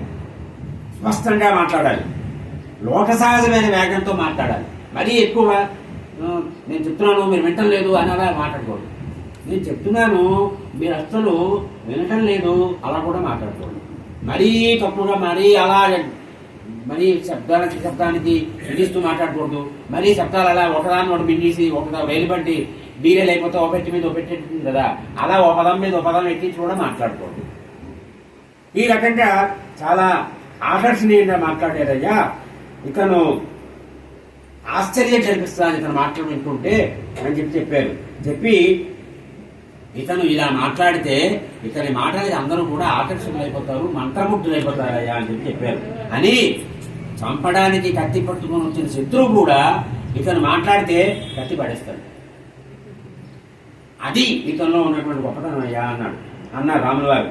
అని వాచం హృదయహారిణి అన్నారు. ఉచ్చారగతి కళ్యాణి వాచం హృదయహారిణి అన్నారు. తెచ్చారు, కూర్చోండి కూర్చోండి. వాచం హృదయహారిణి అన్నారు. అంటే అవతల వాళ్ళ యొక్క హృదయాన్ని ఇలా ఆకట్టుకుంటారు. ఏమంటే రాముల వారి హృదయాన్ని ఆకట్టుకున్నారు, లక్ష్మణ స్వామి హృదయాన్ని ఆకట్టుకున్నారంటే ఇంకా సామాన్య హృదయాలు ఏంటి అంటే మనం మాట్లాడినప్పుడు ఎలా మాట్లాడాలంటే అవతల వాళ్ళ యొక్క హృదయాన్ని తాకాలి మన మాటలు. ఆ హృదయంలో అబ్బా ఏం మాట్లాడుతున్నాడు అనేటువంటి భావన కలగాలి. అది మనం అలవాటు. అంటే అభ్యాసం ప్రవృత్తి అంటారు కృష్ణస్వామి వారు ప్రవృత్తిలో. అభ్యాసం చేయాలి వీటన్నిటికీ కూడా. ఇవి ఉత్తమ లక్షణాలు. ఉత్తమ లక్షణాలు అందరికీ పుట్టుకతో రావు, కొంతమంది మానేది పుట్టుకతో వస్తాయి. తర్వాత మిగిలిన వాళ్ళు ఏంటంటే ఇవన్నీ చూసి మనం ఆ మార్గంలో వెళ్ళాలి, ప్రయత్నం చేయగా మనం పుట్టుకు వెళ్తాం. అందువల్ల ఏమిటంటారంటే ఇటువంటి మహనీయుడు ఎవరికైతే మంత్రిగా ఉంటాడో ఆ ప్రభువుకి అన్ని శుభకార్యాలు జరుగుతాయ్యా. అతని కార్యం పనులు ఎందుకు అవ్వవు అంటున్నారంటే సుగ్రీవుడికి శుభం జరుగుతుంది అని అప్పుడే రాముల వారు హామీ ఇచ్చేసినట్లే లెక్క. అప్పుడు ఇటువంటి వాడు దూతగా ఉన్నటువంటి రాజు నిజంగా అదృష్టవంతుడయ్యా అని చెప్పారు. ముందు సుగ్రీవుడికి, ఇప్పుడు తర్వాత రాముల వారి దూత ఇతనే, తర్వాత తన దూత కూడా ఇతనే, రామదూత హనుమ అని చెప్పారు. లక్ష్మణ స్వామి గారు చెప్పారు, నాయన ఈ సుగ్రీవుడి యొక్క గుణగణాలన్నీ కూడా మేము ప్రబంధుల ద్వారా విన్నామయ్యా. ఇప్పుడు చాలా విశిష్టంగా నువ్వు మాకు విపులంగా అవన్నీ తెలియజేసావు. ఆ సుగ్రీవుడి కోసమే మేము ఇక్కడికి వచ్చేవయ్యా. అతన్నితో మైత్రి చేసుకోవాలని మేము అనుకుంటున్నాము. కాబట్టి మీ సూచనలు మేము పాటిస్తామయ్యా అని చెప్పారు. చెప్పిన తర్వాత స్వామివారు ఈ లక్ష్మణ స్వామి వారి మాట విన్నారు. రాముల వారికి ఈ విషయం చెప్పి చాలా సంతోషించారు. ఒక్కసారి సుగ్రీవుడిని స్మరణ చేసుకున్నారు. అప్పుడు అంటున్నారు ఆంజనేయ స్వామి వారు, ఇంకా సుగ్రీవుడు రాజు అయిపోతాడు, పర్వాలేదు అని ఆయన ధైర్యం వచ్చేసింది. వచ్చిన తర్వాత అంతేకాదు ఈ రాముల వారు లభించారు కాబట్టి సుగ్రీవుడి పని పూర్తి అయిపోతుంది, సుగ్రీవుడి కార్యం అయిపోతుంది అన్నారు. అప్పుడు రాముల వారితో అన్నారు, స్వామి ఈ పంపాదేశంలో ఈ కోరముగాలన్నీ ఉన్నాయి కాబట్టి ఈ చెప్పారు హనుమంతుడు వారు చెప్పారు మనం వెళ్దామని. అప్పుడు ఈ దశరథుడు అనే లక్ష్మణ స్వామి వారు చెప్తున్నారు, దశరథుడు అనేటువంటి మహారాజు ఉన్నాడు, ఆయన కొడుకు పెద్ద జ్యేష్ఠపుత్రుడు ఈయన అని వారి గురించి అంతా చెప్పారు. చెప్పిన తర్వాత ఈ వనాలకి రావడం జరిగింది. ఇక్కడ సీతమ్మ వారిని సీతాపహరణం జరిగింది. కాబట్టి ఇప్పుడు రాములు వారు సుగ్రీవుడిని ఆశ్రయిస్తున్నారయ్యా అని చెప్పారు. నాకు ఈ చదివినప్పుడు బాధ వేస్తూ ఉంటుంది. ఎందుకంటే సర్వ జగత్తుకి ప్రభువైనటువంటి రాములు వారు ఆ సుగ్రీవుడిని ఆశ్రయం పొందవలసి వచ్చింది. అంటే అవసరమైనప్పుడు మన అహంకారం, అంటే రాముల వారికి అహంకారం కాదు, అవి పక్కన పెట్టి పని జరగడం ముఖ్యం. సుగ్రీవుడు దొరకకపోతే సీతాన్వేషణం జరగదు. అందువల్ల అని చెప్తారు, సుగ్రీవం శరణం గత అని పదే చెప్తారు. సర్వలోకాలకి శరణ్యుడు ధర్మాత్ముడు అయినటువంటి రాముల వారు సుగ్రీవుడిని ఆశ్రయం కోరుతున్నారయ్యా అని చెప్పారు. సుగ్రీవుడి సహాయాన్ని కోరుతున్నారయ్యా అని చెప్పారు.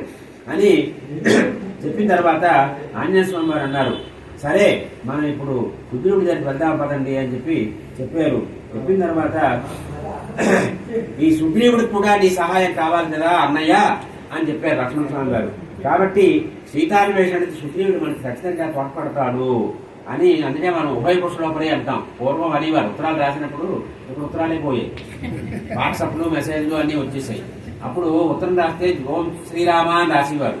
ఎత్తి రాత శ్రీరామ చుట్టపడక రాయి పట్టుకుని పడదాకా అన్నప్పుడు శ్రీరామ రాసేవారు. తర్వాత ఉభయ పురుషులోపరి అనేవారు. మాకు ఇప్పుడు అర్థమయ్యేది కాదు చిన్నప్పుడు, ఈ పోస్ట్ కార్డు ఏమిటి ఉభయ పురుషులోపరి అని తర్వాత తెలిసిందనమాట. అది ఇక్కడ చెప్తున్నది. ఆంజనేయ స్వామి వారేమో సుగ్రీవుడి పని అయిపోయినట్టుగా ఆయన అనుకున్నారు. లక్ష్మణ స్వామి ఏమో మన రాముల వారి పని అయిపోయింది, మా పని అయిపోయినట్టుగా సీతమ్మ ఎక్కడుందో మనకు తెలిసిపోతుంది అని అన్నారు. అప్పుడు చెప్తున్నారు లక్ష్మణ స్వామి వారు, అన్నయ్య ఆంజనేయ స్వామి వారు మాట్లాడటం చాలా ప్రసన్నవతంతో మాట్లాడారు. ప్రశాంతంగా అబద్ధం ఆడితే తెలిసిపోతుందండి. అబద్ధం ఆడుతున్నాడా నిజం చెప్తున్నాడా అనేది ముఖం చూస్తే తెలిసిపోతుంది. ముఖం చాటేస్తున్నావు ఏంటంటారు. ముఖం చాటేస్తున్నాడంటే అబద్ధం చెప్తున్నాడు అనమాట, తెలిసిపోతుంది. అందుకే కళ్ళలో కళ్ళు పెట్టి మాట్లాడంటాం. ఇలా చూస్తున్నప్పుడు చూసేమనుకోండి, ఆ కళ్ళలో తెలిసిపోతుంది. వాడి ముఖం చెప్పేస్తుంది వాడు అబద్ధం ఆడుతున్నాడా సత్యం పడుతున్నాడా అని. నేనా భోజనం చేసావా అన్నారు అనుకోండి, అయిపోయింది అంటారు. నిజంగా చేశాడు అనేది తెలిసిపోతుంది. తెలుస్తోంది, నీ ముఖం చెప్తోంది. నువ్వు చేయలేదంటే మరీ అడగండి, నువ్వు చేయలేదు నిజం చెప్పు అంటే చేయలేదు అంటే మొహమాట పడతావు తిను అని అంటే అలా ఉంటుంది. మొహమాటం వల్ల అలా చెప్తారు. అప్పుడు ఈ నిజంగానే మనం నమ్మవచ్చు వెళ్ళి అని చెప్పారు. అప్పుడు వాళ్ళిద్దరినీ తీసుకుని ఆంజనేయ స్వామి వారు వెళ్ళారు. ఎలా వెళ్ళారు? హనుమంత వాహనం. ఇక్కడ మనకి బ్రహ్మోత్సవాల్లో తిరుమలలో గరుడోత్సవం ముందర హనుమంత వాహనం మీద వస్తారు స్వామివారు, వెంకటేశ్వర స్వామివారు. అదే రకంగా ఆ హనుమంత వాహనం ఎప్పుడు మొదలైంది? ఇక్కడ మొదలైంది అనమాట. రామావతారంలో మొదలైంది హనుమంత వాహనం. అదే వెంకటేశ్వర స్వామి వారు కూడా ఆయనే రాముడు ఆయనే విష్ణువు కాబట్టి ఆ హనుమంత వారి మీద స్వామివారు మాడవీధుల్లో విహరిస్తారు బ్రహ్మోత్సవాల్లోని నవసప్తమి నాడు. ఇక్కడ మొట్టమొదట ఆంజనేయ స్వామి వారు వాహనంగా రామలక్ష్మణులు ఇద్దరిని కూడా తీసుకుని వెళ్ళారు. సుగ్రీవుడి దగ్గరికి వెళ్ళారు. సుగ్రీవుడి దగ్గరికి వెళ్ళిన తర్వాత సుగ్రీవుడు అతిథి మర్యాదలు అన్నీ చేశాడు. చేసిన తర్వాత అగ్ని సాక్షిగా రాములు వారు సుగ్రీవుడు మైత్రి చేసుకున్నారు, స్నేహం చేసుకున్నారు. అంటే నిన్న మనం అయోధ్యకాండలో చెప్పుకున్నాం. పుత్రధర్మం, భాతృధర్మం, పతివ్రతా ధర్మాలు ఇవన్నీ నిన్న చూసుకున్నాం మనం. ఇక్కడ మిత్రధర్మం. ఒక మిత్రుడు ఎలా ఉండాలి? ఆదర్శ మైత్రి ఎవరంటే రాముడు సుగ్రీవుడు. రెండోది భాగవతంలో చూసుకుంటే శ్రీకృష్ణ స్వామి వారు కుచేలుడు. అసలు వినాశకరమైనటువంటి స్నేహం ఎవరంటే దుర్యోధనుడు కర్ణుడు. ఇద్దరు చనిపోయారు, ఇద్దరు నాశనం అయిపోయారు. స్నేహధర్మం పాటించారు కానీ ఒకటికి ఒకటి నష్టం చేశాడు. వాళ్ళిద్దరూ మొత్తం దేశానికి మొత్తం కులానికి అందరికీ నష్టం తెచ్చారు వాళ్ళు. ఆదర్శం ఎవరంటే వీరు రాములు వారు సుగ్రీవుడు. ఆ రకంగా వారిద్దరు కూడా ఒప్పందం చేసుకున్నారు. ఇక్కడ చాలా చెప్తారు. అసలు ఈ మిత్రుడు అంటే ఎలా ఉండాలి అంటే చెప్తారు. దేహత్యాగో సుఖత్యాగో. దేహాన్ని త్యాగం చేయడానికి సిద్ధపడాలట, సుఖాన్ని త్యాగం చేయడానికి సిద్ధపడాలట. అది మిత్రుడు అంటే. మిత్రుడు వచ్చాడు, నాయన మా ఇంట్లో ఒకటే ఏసీ ఉన్న రూమ్ ఉంది ఈ ఎండాకాలం కాబట్టి నువ్వేమనుకోకు, నీకు అక్కడ కూడా ఆశ్రమంలో రూమ్ బుక్ చేసేస్తాను ఏసీ రూము, నువ్వు వాటికి వెళ్ళిపో అంటే అదే మిత్రత్వం. అది ఏసీ ఉన్న రూమ్ ఒకటే ఉంది, ఏం పర్వాలేదు, నువ్వు మీ ఫ్యామిలీ మీ రూమ్లో ఉండండి, నేను ఆ ఫ్యాన్ ఉంది ఆ రూమ్లో నేను పడుకుంటాను. అది ఆ త్యాగం ఉండాలి. ఆ త్యాగం లేకపోతే వాడు నువ్వు మిత్రుడు కాదు. అసలు ఏదో ఆర్టిఫిషియల్ అనమాట ఫ్రెండ్షిప్, అది న్యాచురల్ ఫ్రెండ్షిప్ కాదు అని చెప్పారు. అప్పుడు ఈ సీత అపహరణం వృత్తాంతం అంతా కూడా ఆంజనేయ స్వామి వారి ద్వారా విన్నాను నేను. ఆమె యొక్క జాడని తెలుసుకోవడానికి ఆమె తెలుసుకుంటాను, ఆమె తీసుకొస్తాం, తెచ్చుకొని అప్పటిస్తాను అని సుగ్రీవుడు మాట ఇచ్చాడు రాముడి వారికి అని. అప్పుడు ఏంటన్నాడంటే కొంతకాలం క్రితం ఎవరో ఒక వనిత ఇలా ఆకాశ మార్గంలో వెళ్ళిపోతూ ఒక మూటని జాడ విడిచింది, ఆభరణాల మూట. అవి బహుశా సీతమ్మేమో మీరు చూస్తారా అన్నాడు సుగ్రీవుడు. అవునా, వెంటనే పట్టరా అన్నారు రాములు వారు. పట్టుకొచ్చారు. సీతమ్మ చూడండి ఎంత తెలిపాకో. ఆవిడ రావణాసుడు అపహరించాడు, ఏడుస్తున్నది. అప్పుడే జటాయువు కూడా చంపేశాడు వాడు. ఆ జటాయు కోసం చాలా బాధపడ్డది. ఎంత స్థైర్యము, ఎంత ధైర్యము, ఎంత ఆలోచన. ఇందాకే చెప్పాం కదా, ఏదైనా ఆపద వచ్చినప్పుడు బుద్ధిని ఉపయోగించాలి, ఆ బుద్ధిని వాడాలి, ఆలోచించాలి. సరైనటువంటి వ్యూహం, ఒక ఆలోచన, ఒక ఉపాయం పడుతుంది. అది ఆ లక్ష్మణ సీతమ్మకి తట్టింది, సీతమ్మ పడేసింది. అప్పుడు ఆభరణాల మూట తెచ్చారు. తెస్తే రాములు వారు చూశారు, అలాంటి నీళ్లు కాలిపోతారు, చూడలేపారు ఆయన. అప్పుడు లక్ష్మణ స్వామితో చెప్పారు, లక్ష్మణ నేను చూడలేకపోతున్నాను అయ్యా, నువ్వే చూడవయ్యా అన్నారు. మనం అనుకున్నాం కదా, రాములు వారు సీతమ్మ పార్వతీ పరమేశ్వరులా ఉన్నారు, ఇతనేమో నందీశ్వరులా ఉన్నాడు, ముగ్గురు గడ్డ గోదావరిలో స్నానం చేశారని. అది ఇక్కడ మళ్ళీ మనకు తెలుస్తోంది. ఎలా తెలుస్తోందంటే లక్ష్మణ స్వామి చూశారు. చూసి నాహం జానామి నీడూరే నాహం జానామి కుండలే నూపురే త్వభిజానామి నిత్యం పాదాభివందనాత్ అన్నారు. తతస్స రాఘవో దీన సుగ్రీవం ఇదమబ్రవీతు. అన్నయ్య, నేను కేయూరాన్ని చూడలేదు, కుండలాన్ని చూడలేదు, అవి ఎలా ఉన్నాయో తెలియదు. ఎందువల్ల? ఈ నూపురాలు మాత్రం తెలుసు. ఎందువల్ల? నిత్యం పాదాభివందనాతు. ఉదయానికి నిత్యం పాదాభివందనం చేసేటప్పుడు ఆ నూపురాలు మాత్రమే చూశాను, కానీ ఈ పైభాగంలో ఎక్కడా కూడా నేను అసలు కళ్ళెత్తి చూడలేదన్నమాట. అప్పటికి 13 సంవత్సరాలు అయింది వనవాసం. చివరి సంవత్సరంలో సీతాపర్ణం అయింది. ఆంజనేయ స్వామి వారు వెళ్ళేసరికి ఇంకా 2 నెలలు సమయం ఉందన్నమాట. ఆ 2 నెలలు యుద్ధం అయ్యేసరికి 14 ఏళ్ళు అయిపోయింది. భరతుడు ప్రాయోపవేశం చేసే సమయం వచ్చేసింది. అది వారు ఈ రకంగా చెప్పారు.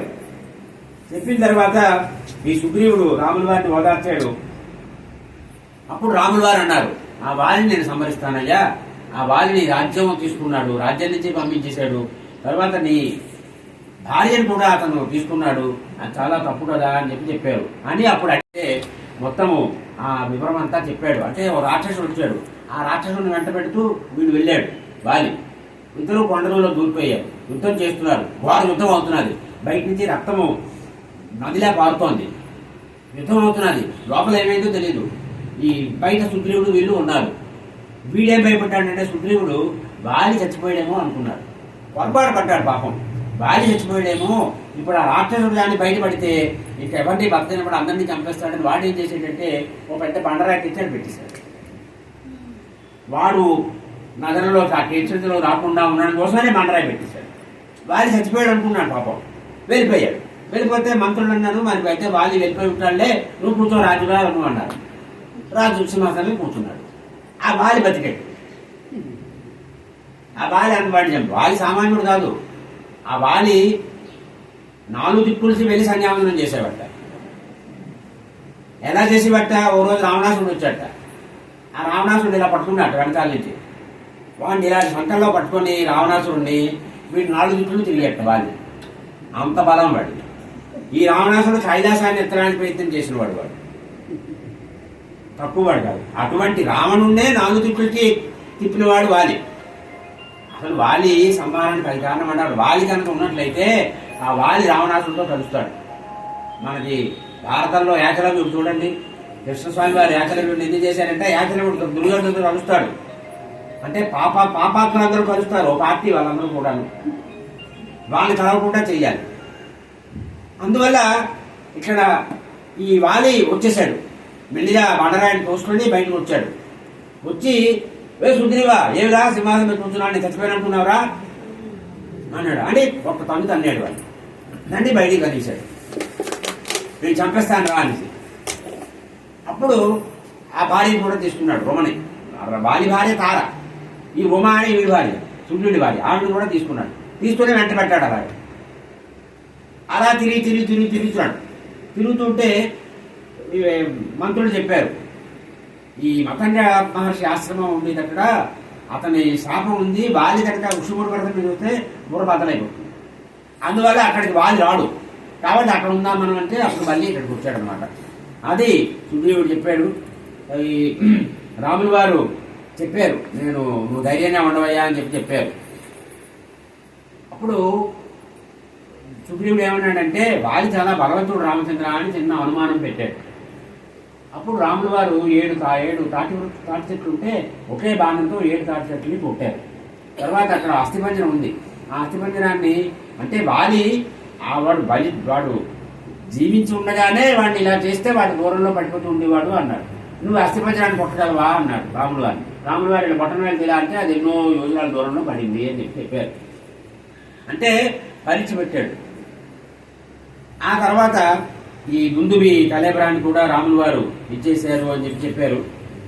ఆ తర్వాత యుద్ధానికి వెళ్ళబోయా అన్నారు సుగ్రీవుడిని. యుద్ధానికి వెళ్ళాడు. వాలి కొడుతున్నాడు. కొన ఊపిరితో పారిపోయి వచ్చేసాడు సుగ్రీవుడు. రామచంద్ర ఏమిటి ఇలా చేశారని. నేను పోల్చలేకపోయినయ్యా అన్నారు రాములు గారు. నువ్వు వాలి ఇద్దరు ఒకేలా ఉన్నారు, ఎవరు వాలి ఎవరు సుగ్రీవుడు పోల్చలేకపోయినయ్యా అన్నారు. అప్పుడు ఏం చేశారంటే, లక్ష్మణ ఈ సుగ్రీవుడి మెడలో ఈ మాల వేయవయ్యా అన్నారు. అప్పుడు సుగ్రీవుడు ఇలా వండి మాల వేయించుకున్నాడు. ఇక్కడ పెద్దలు ఏం చెప్తారంటే, చెప్పుకున్నాం కదా, ఏదైనా మనం చేస్తే వెంటనే ఫలితం అనుభవించేయాలి. ఈ రామలక్ష్మణులు ఇద్దరు వచ్చారు ఆంజనేయ స్వామి వారితో. ఒక చెట్టు కొమ్మను వేయించాడు రాముల వారిని. రాముల వారు దాని మీద కూర్చున్నారు, లక్ష్మణ స్వామి నిలబడి ఉన్నారు. నమోస్తు రామాయ సలక్ష్మణాయ. రాముల వారు ఎప్పుడూ లక్ష్మణ స్వామితోటే ఉంటారు. మనం కళ్యాణం చేసుకున్నా, రాముల వారి కళ్యాణం అయినా సరే లక్ష్మణ స్వామి ఉండవలసిందే అక్కడ. లక్ష్మణ స్వామి భయప్రాణం రాముల వారికి. రాముల వారిని ఆశ్రమం మీద కూర్చోబెట్టి లక్ష్మణ స్వామిని ఆశ్రమం మీద కూర్చోబెట్టకపోవడం తప్పు. ఇద్దరు పండితులు వచ్చారనుకోండి మీ ఇంటికి, ఒకరు మీకు తెలుసు, ఇంకో ఆయన ఆయనతో వచ్చాడు అనుకోండి. ఏదో మీరు తాంబూలమో బట్టలో ఏవో ఇచ్చారు. వీళ్ళిద్దరూ వచ్చారు మా ఇంటికి. ఈనాడు బాగా పరిచయం. ఆయన అయినా మీరు స్నేహితులు కాబట్టి, ఈయన వచ్చారు కాబట్టి కాశీ వచ్చారు, మా ఇంటికి వచ్చారు. నేను వీరు వస్తారని తెలుసు కాబట్టి పంచాన్ని ఏర్పాటు చేసుకున్నాను, పళ్ళు అన్ని పెట్టాను, అన్ని వాళ్ళకి ఇచ్చాను. వీరికి ఏమీ ఇవ్వలేదు. అది దోషం. ఆయన పంచి ఇచ్చాను, కనీసం పువ్వాలు ఇవ్వాలి. ఇద్దరు వచ్చినప్పుడు పక్షపాతం చూపించుకోవడం, ఒకళ్ళు ఇచ్చి వాళ్ళు ఇవ్వకపోవడం, చేయకపోవడం తప్పు. ఎవరైనా అంతే. ఇప్పుడు ఇద్దరు ముత్తైదులు వచ్చారు మీ ఇంటికి, ఈవిడ మా ఆడపడుచు అంటే ఇద్దరం వచ్చాము అంటుంది.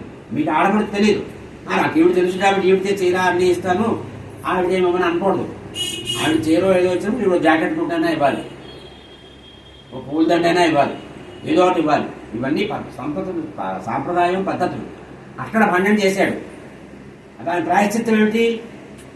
దాసుని తప్పుడు దండంతో సరి అన్నారు కదా. ఇలా మాల వేయించుకోవడానికి వండాడు, దండం పెట్టాడు లక్ష్మణ స్వామి గారు. అయిపోయాడు ప్రాయశ్చిత్తం. ఇప్పుడు వెళ్ళన్నారు.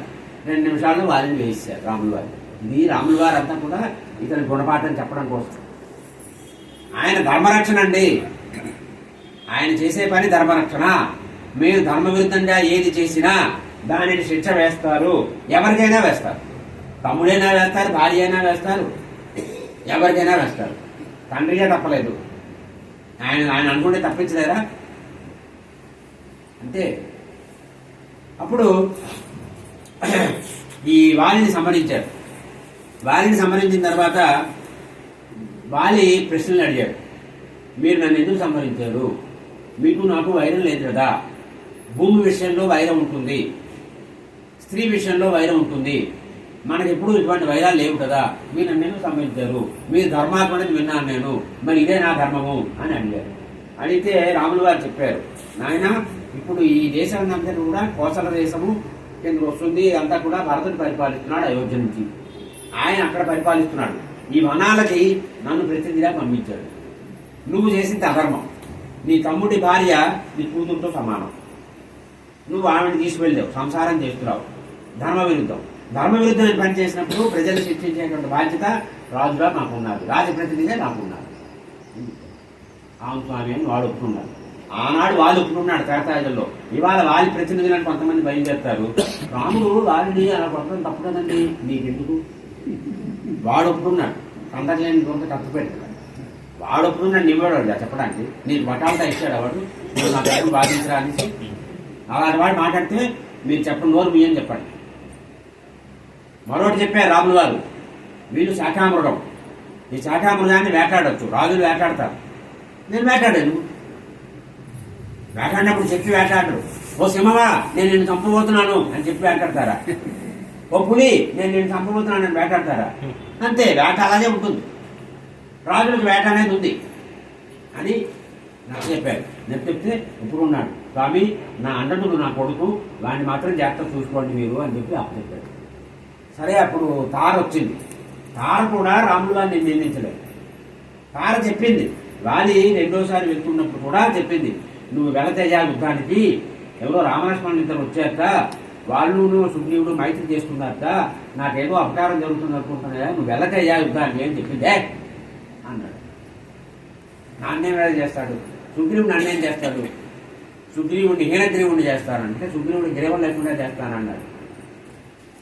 తార వచ్చింది. తార వచ్చి చాలా విలిపించింది. విలిపిస్తే ఆ పడున్న భర్తని కౌగిలించుకుంది. భోజనించుకొని చెప్పినప్పుడు ఆంజనేయ స్వామి వారు వచ్చి తారని చెప్పారు, అమ్మా ఇవన్నీ సహజం కదా ఊరుకో అని చెప్పి ఓదార్చారు. తర్వాత సుగ్రీవుడితోటి అంగదుడితోటి కూడా మంచి హితవచనాలన్నీ పలికాడు. పలికి వెళ్ళిపోయాడు. అప్పుడు తార మళ్ళీ ఏడ్చింది అతను చనిపోయిన తర్వాత కూడా. అప్పుడు సుగ్రీవుడు చాలా బాధపడ్డాడు. అన్నున్నాళ్ళు అంటే పాపం వీడి వల్ల కాదు, అమ్మే అలా చేశాడు. పాపం బాధపడి నాకు ఇంత రాజ్యం అది అక్కర్లేదు అని విరక్తిగా మాట్లాడాడు. నేను ప్రాణత్యాగం కూడా చేసేస్తానన్నాడు. అప్పుడు రాముల వారితో అన్నాడు, నాకు రాజ్యం అక్కర్లేదు, నేను ప్రాణత్యాగం చేస్తానని. అప్పుడు తార రాముల వారి గొప్పతనం గురించి చెప్తాను. అంటే తన భర్తని చంపారు రాముల వారు. అటువంటి రాముల వారి గురించి ఈ తార ఆ రాముల వారు ఎంత గొప్పవారు అని చెప్పి చెప్తోంది. వచ్చింది రాముల వారి దగ్గర వచ్చింది అని, నువ్వు రాజకుమారుడు స్వామి, నువ్వు నీ ప్రతిజ్ఞ నిలబెట్టుకున్నావు, ఈ రాజ్యబలం కూడా వచ్చింది అని చెప్పి సుగ్రీవుడు చెప్తున్నాడు, నాకు విరక్తి కలిగింది అని చెప్పేసి. ఈ తార చాలా దీనంగా ఏడుస్తున్నది కాబట్టి జనులందరూ కూడా ప్రజలు కూడా ఏడుస్తున్నారు, నాకు ఈ రాజ్యం మీద ఇప్పుడు ఏమీ లేదు, అంగదుడు కూడా చాలా దిగులు పడి ఉన్నాడు అని చెప్పి ఇంతకుముందు నేను అవమానించాను మా అన్నయ్యని, దానివల్ల కొంచెం కోపం వచ్చింది, కోపం నన్ను దహించి వేసింది, ఇప్పుడు మాత్రం నేను మా అన్నయ్య చనిపోయాడు అనేది నేను తట్టుకోలేకపోతున్నాను అని చెప్పి చెప్పాడు. చెప్పిన తర్వాత నేను ఇంకా ఈ వృషమూటం మీదే ఇలాగే ఉండిపోతాను నేను అని చెప్పాడు. చూడండి, వానరుడైనా పాపం అన్నగారు చనిపోయారంటే అంత బాధపడ్డాడు వాడు. ఈ రకంగా చెప్పాడు. చెప్తే తర్వాత తార వచ్చింది. తార కూడా రాముల వారిని స్తుతి చేసింది బాగా. ఆ తర్వాత సుగ్రీవుణ్ణి అందరినీ కూడా రాముల వారు ఓదార్చారు. ఓదార్చిన తర్వాత వాలికి సంస్కారాలన్నీ చేయించమన్నారు. చేయించిన తర్వాత లక్ష్మణ స్వామికి చెప్పారు, నువ్వు వెళ్ళవయ్యా అని చెప్పారు. అంగదుడు ఈ ఉత్తర క్రియలన్నీ చేశాడు. చేసిన తర్వాత ఆంజనేయ స్వామి వారు చెప్పారు, స్వామి మీరు కిష్కింధానానికి రండి, వచ్చి ఈ సుగ్రీవుడికి పట్టాభిషేకం చేయించండి అని చెప్పన్నారు. అంటే నాయన నేను ఈ 14 సంవత్సరాలు ఎక్కడికి రానయ్యా, అది నేను అనుకున్నా దృఢ సంకల్పం అన్నా, ఆయన ఆడిన మాట తప్పరు, ప్రతిజ్ఞాబద్ధం కానివ్వరు, ఎవరు ఏది చెప్పినా అలాగే మీరు చెప్పారు కాబట్టి అని లేదు. నేను మా నాన్నగారి ఆదేశం ప్రకారం ఈ 14 ఏళ్ళు వనంలోనే ఉండాలి, అరణ్యంలోనే ఉండాలి, నగరాల్లో ప్రవేశించకూడదు, కాబట్టి నేను రాను, లక్ష్మణుడు వస్తాడు అని లక్ష్మణ స్వామిని పంపించారు. పంపించిన తర్వాత సుగ్రీవుడికి పట్టాభిషేకం చేశారు, అంగదుడికి యువరాజు పట్టాభిషేకం చేశారు. అంటే శ్రీమద్ రామాయణంలో చెప్పుకోవాలంటే మొట్టమొదటి పట్టాభిషేకం సుగ్రీవుడికి అయింది. రాముల వారి జరగలేదు, పాదుకలకి అయింది పట్టాభిషేకం. రాముల వారి పాదుకలకి అయింది. ఆ తర్వాత పట్టాభిషేకం రాముల వారి పాదాన్ని పట్టుకున్నటువంటి సుగ్రీవుడికి అయింది. ఇక్కడ న్యాయంగా చూస్తే రాముల వారు రాజ్యం ఎవరిది? రాజ్యం ఎవరు గెలిచారో వారిది రాజ్యం. దున్నే వాడితే భూమి అంటారు కదా, అలాగే గెలిచిన వాడిదే రాజ్యం. ఎవరు గెలిచారు? రాముల వారు గెలిచారు. వారిని సంహరించింది ఎవరు? రాముల వారు సంహరించారు. న్యాయంగా చూస్తే రాముల వారి, కానీ రాముల వారికి ఆశ లేదు, మాకు ఇంకా రాజ్యాలు కావాలి, అన్ని నాకే కావాలి, అన్ని పదవులు మా కుటుంబంలోనే, ఎంపీ మా కుటుంబమే, ఎమ్మెల్యే మా కుటుంబమే, జిల్లా పరిషత్ చైర్మన్ మా కుటుంబమే. రాముల వారి అయ్యా అందరూ వినోదులు, అందరినీ తినమను, నువ్వు బతుకు, అందరినీ బతకని, నువ్వు అనుభవించు, అందరినీ అనుభవించని, అన్ని నీకేనా. 4 పార్టీలోకి వెళ్ళిపోవడం, ఏ పార్టీ వచ్చినా వీళ్ళదే అధికారం. ఇప్పుడు ఆ తెలివితేటలు ఇవాళ రాష్ట్రాన్ని ఫస్ట్ పట్టించడానికి. అందువల్ల రాముల వారి గురించి నేర్చుకోవాలి ఇవన్నీ కూడా విషయాలు. అప్పుడు సుగ్రీవుడు అన్నాడు, ఇది వర్ష ఋతువు అన్నమాట. అప్పుడు ఇది వర్ష ఋతువు కదా, ఈ వర్ష ఋతువు అయిన తర్వాత, వర్షాలు తగ్గిన తర్వాత శరదృతువు వస్తుంది కదా, అప్పుడు సీతాన్వేషణం చేయిస్తాను స్వామి అని అన్నాడు. అని వెళ్ళాడు. రాజ్యం వచ్చింది, భార్య వచ్చింది, హాయిగా సుఖంగా సంతోషంగా విందులు వినోదాలు అన్నీకు హాయిగా ఉన్నాడు. రాముల వారు లక్ష్మణ స్వామితో ఏమో ఆ గోలో ఉన్నారు. ప్రశ్రవణగిరి అని అక్కడ ఉన్నారు స్వామివారు. నిత్యము అలా ఏడుస్తూ ఉంటారు, ఎప్పుడూ శోకంగా ఉంటారు, ఎప్పుడూ అలా ధ్యానంలో ఉంటారు రాముల వారు. ఈ వర్ష ఋతువు గురించి కూడా వర్ణించారు. ఆ వర్ష ఋతువు ఎలా ఉంది ఏమని. అవన్నీ ఆయన చెట్టు చూస్తే సీత గుర్తొచ్చేది, పువ్వును చూస్తే అయ్యో సీతకి పువ్వు ఎంత ఇష్టమో అనుకునేవారు. ఏదైనా పండు చూస్తే అయ్యో సీతని పండు ఎంత ఇష్టమో అనుకునేవారు. అలా ఎప్పుడు కూడా సీత గురించి అయ్యో ఈ సెలయేరు పారుతున్నాయి, సీత ఇలాంటి సెలయేరు చూస్తే ఎంత సంతోషిస్తుందో అనుకునేవారు. ఆదర్శ దంపతులు అండి. ఆ రకంగా గడుస్తున్నది. గడుస్తూ ఉండగా శరత్ ఋతువు ప్రారంభమైంది. ఈ సీతాన్వేషణకి పూనుకోవాలి, నువ్వు ఇక సీతాన్వేషణ చేయించాలి అని ఆంజనేయ స్వామి వారు చెప్పారు సుగ్రీవుడికి. చెప్తే సుగ్రీవుడు ఏం చేశాడంటే అలాగే అన్నాడు అని నీలుడిని పిలిచాడు. నీలుడిని పిలిచి, నైనా నువ్వు ఏర్పాట్లన్నీ చేయవయ్యా, వానరులందరినీ అన్ని దిక్కుల నుంచి తీసుకురామని అందరినీ రమ్మని చెప్పి ఆజ్ఞ పంపించు, సందేశం పంపించని చెప్పారు. అప్పుడు ఈ శరత్కాలం మొదలైంది కదా. ఆ శరత్ ఋతువులో చాలా బాగుంటుంది ప్రకృతి. ఆ ప్రకృతి వర్ణన అంతా కూడా, అంటే ఎవరికైనా కవిత్వం మీద ఆసక్తి ఉంటే వాల్మీకి మహర్షి ఆ వర్ష ఋతువు యొక్క వర్ణన ఎలా చేశారు, శరదృతువు వర్ణన ఎలా చేశారు, తర్వాత సుందరకాండలో చంద్రోదయ వర్ణన చేస్తారు. అద్భుతంగా ఉంటుంది. మన సమయాభావంలో అవన్నీ కొంచెం చెప్పలేకపోతున్నాము, అవన్నీ కూడా ఉంటాయి. అప్పుడు రాములు వారు అన్నారు, ఈ సుగ్రీవుడు సీతాన్వేషణ గురించి ఏమి ప్రయత్నం మొదలుపెట్టినట్లేదే, ఏమిటిలాగా అని అనుకున్నారు. అని ఒక్కసారి లక్ష్మణుడు కృష్ణుడికి వెళ్ళాలి, వెళ్ళి ఒక్కసారి హెచ్చరిక చెయ్యాలి సుమా అని అన్నారు. అంటే లక్ష్మణ స్వామి వారు ఇంకా బాధపడ్డారు. అయ్యో, నా రాముడు వారు ఎంత బాధపడుతున్నారు, ఆ సుగ్రీవుడేమో భోజలాసుడైపోయాడు. మనం కూడా అంతే కదండి, ఏదో ఆపద ముక్కులు సంపద ముడుకులు అంటారు. ఆపద వచ్చినప్పుడు స్వామి వచ్చేస్తాం, ఇచ్చే సత్యనారాయణ కథ అంతా అంతే కదా. ఇప్పుడు కాదులే తర్వాత, ఇప్పుడు కాదు తర్వాత, ఆ తర్వాత పిల్ల పుట్టిన తర్వాత, పిల్ల అయిన తర్వాత, పిల్లకి పిల్ల పుట్టిన తర్వాత, పిల్ల బాస, ఆ పిల్లకి పిల్ల అయిన తర్వాత అనుకుంటారు. ఆ వాయిదాలు దేవుడి విషయంలో వాయిదాలు. ఎందుకంటే దేవుడు మాట్లాడదు కదా. నా అభిప్రాయం ఏంటంటే, మనం సాధారణంగా ఎంతో చాలా చులకనగా తీసుకునే దేవుడినే. ఎందుకంటే దేవుడు మాట్లాడదు, మనిషి మాట్లాడతాడు. ఇప్పుడు నేను రాజానే నిలబడ్డాను, నిలబడిపోతే ఏమన్నా నిలబడాలి, సంపాదించాలని అంటాం. దేవుడు పల్లకి వెళ్తుంటే ఎంతమంది నిలబడతారు చూడండి. భద్రాచలం దేవాలయంలో చూడండి మీరు. భద్రాచలం దేవాలయంలో మంటపం మీకు అందరూ వెళ్ళి ఉంటారు. ఆ మంటపాల మీద కూర్చుంటారు అందరూ. రాముల వారి కళ్యాణం కోసం అలా వస్తారు, నిలబడరు. నేను ఎన్నోసార్లు చూశాను. నేను పారాయణ వెళ్తూ రామాయణం పారాయణ వెళ్తూ ఉండేవాడిని. వెళ్ళినప్పుడు అమ్మా నిలబడండి, స్వామివారు వస్తున్నారని చెప్పాను. అది మనది. ఓ మనిషి వస్తే నిలబడతా, అదే ఓ ముఖ్యమంత్రి వస్తే నిలబడరా. ప్రధానమంత్రి మిమ్మల్ని ఉండేవారు అక్కడ సెక్యూరిటీ అంటారు, మిమ్మల్ని బయట గోదావరి ఒడ్డు కూర్చోండి అంటారు. ఆ పొలిమేరలు ఎవరినే ఉండదు. అంటే ఒక సామాన్య మానవుడికి మనం ఎన్నుకొని 5 ఏళ్ళు మాత్రమే ఉండేటువంటి వాడి అంత గౌరవమా? శాశ్వతంగా జగత్తంతటికి ప్రభు అయినటువంటి దేవుడిదేమో అంత అగౌరవమా? ఆలోచించండి మీరు. అంటే ఆయన ఉన్నారనే భావన మనకు లేదు. ఇప్పుడు ముఖ్యమంత్రి వచ్చాడు, మీరు మాట్లాడతారా? మీరు ముఖ్యమంత్రి ఇంటికి వెళ్ళారు, చెప్పులతోటి పూటతోటి వెళ్ళిస్తారా మిమ్మల్ని లోపలికి? అంత మీ ఎమ్మెల్యే దగ్గరికి వెళ్ళిస్తారా మిమ్మల్ని? చెప్పులతో వెళ్ళిస్తారా? మీ మొబైల్ తీసుకెళ్ళిస్తారా? మొబైల్ ఆడ పెట్టిరండి అంటారు. మీ మొబైల్ పట్టుకొని బస్సులు కొనుక్కోండి కాబట్టి మీ కారులో మిమ్మల్ని వెళ్ళలేవారు. మీ కారులో వెళ్ళినా కారు ఇక్కడ పెట్టండి అంటారు. వాళ్ళని కారు ఏర్పాటు చేస్తే ఆ కారులో తీసుకెళ్తారు. అన్ని నియమ నిబంధనలు ఉంటాయి.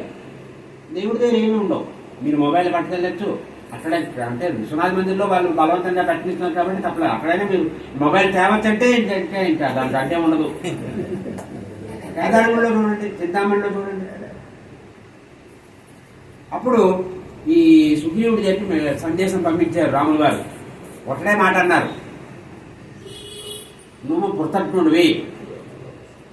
అంటే ఒకరి వల్ల ఉపకారం ఉంది, మళ్ళీ ప్రత్యుపకారం చేస్తానని హామీ ఇచ్చి ప్రత్యుపకారం చేయకపోతే అటువంటి వాడికి ఆ పాపం చేసిన దానికి విస్తృతి లేదని చెప్పారు, ప్రాయశ్చిత్తం లేదని చెప్పారు. చెప్పి అటువంటి వాడు చనిపోతే వాడి కలేబరాన్ని ముట్టుకోవడానికి కూర ముడాలు కూడా ముందుకు రావయ్యా అని చెప్పారు. అంత ధైర్యవీరంగా ఉంటుంది అని చెప్పారు. చెప్పి ఏమన్నారంటే, నాయనా నేను వారిని పంపించాను చూసావా, గుర్తుందా? ఏ మార్గంలో వారిని పంపించాను ఆ మార్గం ఇంకా తెరిచే ఉన్నదయ్యా అని. అంటే ఆ మార్గంలో నువ్వు కూడా పంపిస్తాను. ఒక్క బాణంతో వారిని పంపించాను కదా, ఆ ఇంకా మార్గం తెరిచే ఉంది, తలుపులు తెరిచే ఉన్నాయి సుమా అని చెప్పారు. లక్ష్మణ స్వామి వెళ్ళారు. వెళ్తే ఈ వానరులు అందరూ చూశారు, సుగ్రీవుడికి చెప్పారు. సుగ్రీవుడు చూశాడు, భయపడ్డాడు. అమ్మో లక్ష్మణ స్వామి చాలా కోపంగా ఉన్నారు, ఇప్పుడు నేను వెళ్తే ఏమైనా అవుతుంది భయపడ్డాడు. భయపడి చాలా చెప్పినవాడు. అప్పుడు తారని పంపించాడు. ఆడది వస్తే, ఒక స్త్రీ వస్తే అంతలా మాట్లాడడానికి తగ్గిపోతారు. అప్పుడు మృదు స్వభావం లక్ష్మణ స్వామి. అప్పుడు తార వచ్చింది. తార వచ్చి మాట్లాడింది. మాట అన్నీ తెలుసు నాకు, అతను ప్రతిజ్ఞ చేశాడు, ప్రతిజ్ఞ కొంచెం ఆలస్యమైంది, అన్నీ తెలుసును, అయినా ఏంటి పాపం ఎంతో కాలం తర్వాత మళ్ళీ రాజ్యం వచ్చింది, భార్య వచ్చింది, దేహధర్మం కదా ఆ మాత్రం. మనం కూడా అదే అంటాం. అంటే ఇంకా ఇప్పుడే పెళ్ళైంది, ఏదో పాపం అనుభవించండి, సుఖంగా ఉండండి, హానీమూన్కి వెళ్ళేమండి, స్విట్జర్లాండ్ వెళ్తారు వెళ్ళేమండి, తప్పేమిటి, అదేమిటి అని అంటాం మనం. అలాగే ఇవి కూడా దేహధర్మం కదా, అయినా విశ్వామిత్రులు లాంటి వాడు కూడా మరి అని అన్నారు. అంటే లక్ష్మణ స్వామి కోరుకున్నారు. తర్వాత సుగ్రీవుడి దగ్గరికి వెళ్ళారు. సుగ్రీవుడికి చెప్పారు, నాయన ఏమిటిది అని చెప్పారు. రాముల వారి మెసేజ్ సందేశం చెప్పారు. చెప్పిన తర్వాత అప్పుడు సుగ్రీవుడు పరిగెత్తుకుంటూ వచ్చాడు. ఆంజనేయ స్వామి వారు అందరినీ వెంట పెట్టుకుని వచ్చాడు రాముల వారి దగ్గరికి. వచ్చి స్వామి పొరపాటు అయింది మన్నించాలి అన్నారు. రాముల వారు ఏం మాట్లాడలేదండి. ఏమయ్యా సుగ్రీవా ఏమిటి ఇలాగా అని కూడా అనలేదండి. అంతే, అక్కడికి అలా చాప్టర్ క్లోజ్ చేశారు. వెంటనే ఆలింగనం చేసుకున్నారు. ఆలింగనం చేసుకుంటే అప్పుడు ఒక మాట మాత్రం చెప్పారు, నాయన ధర్మము, అర్థము, కామము 3 ఉంటాయ్యా, ఆ 3ంటిని సమంగా విభాజన చేసుకొని ఉండాలయ్యా అని చెప్పారు. ధర్మానికి అర్థానికి ఇబ్బంది కలిగిస్తూ కామం వైపు వెళ్ళకూడదు. కామం అనుభవించు, సుఖాలు అనుభవించు, కానీ ధర్మానికి అర్థానికి ఎక్కడ కూడా ఇబ్బంది కలగకుండా అనుభవించు. అలా అనుభవించడమే మంచి విషయము, మంచి వారి లక్షణము అని చెప్పి ఒక హెచ్చరిక చేశారు. అప్పుడు సుగ్రీవుడు చెప్పాడు, స్వామి మొత్తం అన్ని ప్రాంతాల నుంచి కూడా కోటాను కోట్లు వానరులందరూ వచ్చేసారు, వారందరూ సిద్ధంగా ఉన్నారు అని చెప్పారు. అప్పుడు రాముల వారు, చాలా మంచిది నాయన, చాలా సంతోషం, నీకు ధన్యవాదాలు, ఈ సీతాన్వేషణ అనే కార్యం నీ వల్లనే సాధ్యం అవుతుంది తప్పిస్తే మరొకరి వల్ల అవసరమా అని చెప్పారు. అప్పుడు ఈ సుగ్రీవుడు ఏం చేశాడంటే, 4 దిక్కులు ఉన్నాయి కదా, మొట్టమొదటి తూర్పు దిక్కుకి చెప్పాడు. బృందం ఎవరో తయారు చేశాడు, ప్రణాళిక, ప్లానింగ్ అంటామే, ఆ ప్లానింగ్ అంతా ఉంది సుగ్రీవుడి దగ్గర. ఆ తూర్పు దిక్కుకి ఎవరు నాయకుడు, అందులో ఎవరెవరు ప్రముఖులు ఉంటారు, అందులో ఎవరెవరు వెళ్ళాలి అనేది నిర్ణయం చేశాడు. చేసి వాళ్ళని చెప్పాడు, నాయన మీ అందరూ తూర్పు దిక్కుకు వెళ్ళండి. ఆ తూర్పు దిక్కులో ఉన్నటువంటి పర్వతాలు, నగరాలు, వనాలు, ఋషుల ఆశ్రమాలు, నదులు అన్ని వివరంగా చెప్పాడు. అసలు మీరు ఇక్కడి నుంచి ఈ రాజరాజేశ్వరి మందిర్ నుంచి కేదారగూడ వరకు ఎన్ని మందిరాలు ఉన్నాయి, ఏ మందిరాలు ఉన్నాయి చెప్పండి అంటే మనం చెప్పలేము. మనం 9 నెలలు ఉంటాం, 9 ఏళ్ళు ఉంటాం, 3 ఏళ్ళు ఉంటాం, మనం చెప్పలేము. వీడు భూగోళం అంతా చెప్పాడు సుగ్రీవుడు, సామాన్యుడా. అదేంటంటే ఇగో ఒక 71 శ్లోకాల్లో చెప్పాడు. అది చదవడానికి మనకు సమయం పడుతుంది. ఇవి మొబైల్లో చూడలేదు, ల్యాప్టాప్లో చూడలేదు, పుస్తకాల్లో చూడలేదు, అన్నీ మస్తకంలో ఉన్నాయి. మస్తకంలో ఉంటే పుస్తకాలు అక్కర్లేదు. ఎప్పుడైతే మనం మస్తకాన్ని పక్కన పెట్టి పుస్తకాలు వచ్చామో మనం తెలివితేటలు కూడా తగ్గిపోయాయి. మనం చిన్నప్పుడు మనం దుకాణానికి వెళ్తే ఏదో 1/2 కేజీ పెసరపప్పు, కేజీ కందిపప్పు, కేజీ చింతపండు అంటే ఆ శెట్టి గారు కరెక్ట్గా చెప్తారు, 1/2 కేజీ 30 రూపాయలు, 70 రూపాయలు, 40 రూపాయలు, 120 రూపాయలు పంతులు గారని ఇవ్వాలి. ఇవాళ చిన్న దుకాణానికి వెళ్ళినా, పిండి కొట్టుకు వెళ్ళినా చెప్పండి ఈ క్యాలిక్యులేటర్ తీస్తాడు. చూడండి, మన మేధాశక్తి తగ్గిపోయింది, ఆలోచించే శక్తి తగ్గిపోయింది. సుగ్రీవుడు అన్ని గుర్తుపెట్టుకున్నాడు, అన్నీ చెప్పాడు. ఏమేమి చెప్పాడంటే అక్కడ ఏ పర్వతాలు ఉన్నాయో చెప్పాడు, యువద్వీపం ఉంటుందని చెప్పాడు, అక్కడ ఎలాంటి వాళ్ళు ఉంటారో చెప్పాడు. కొంతమంది ఉంటారట, ఒకే పాదం మీద నడిచే వాళ్ళు ఉంటారట. తర్వాత ఇటు సముద్రం అని ఉంటుంది, అంటే చెరుకు సముద్రం అన్నమాట. చెరుకు రసం ఎలా ఉంటుందో అలా ఉంటుంది సముద్రం, ఆ సముద్రం ఉంటుందని చెప్పాడు. అక్కడ ఈ తర్వాత సాల్మలి దీపం ఉంటుందని చెప్పాడు. అక్కడ మందేహులు అనే రాక్షసులు ఉంటారని చెప్పాడు. మనం సంధ్యావందనం చేస్తాను చూసారా, ఆ వృత్తాంతం చెప్తున్నాడు ఇక్కడ. ఆ సాల్మలి ద్వీపంలో మందేహులు అనే రాక్షసులు ఉంటారు. వాళ్ళు పరమాత్రం ఎంత ఉంటుందో అంత ఉంటారట. వాళ్ళు చాలా భయంకరంగా ఉంటారు. వాళ్ళు ఏం చేస్తారంటే సూర్యోదయం అవుతున్నప్పుడు సూర్యభగవానుడిని మింగడానికి ప్రయత్నం చేస్తుంటారు.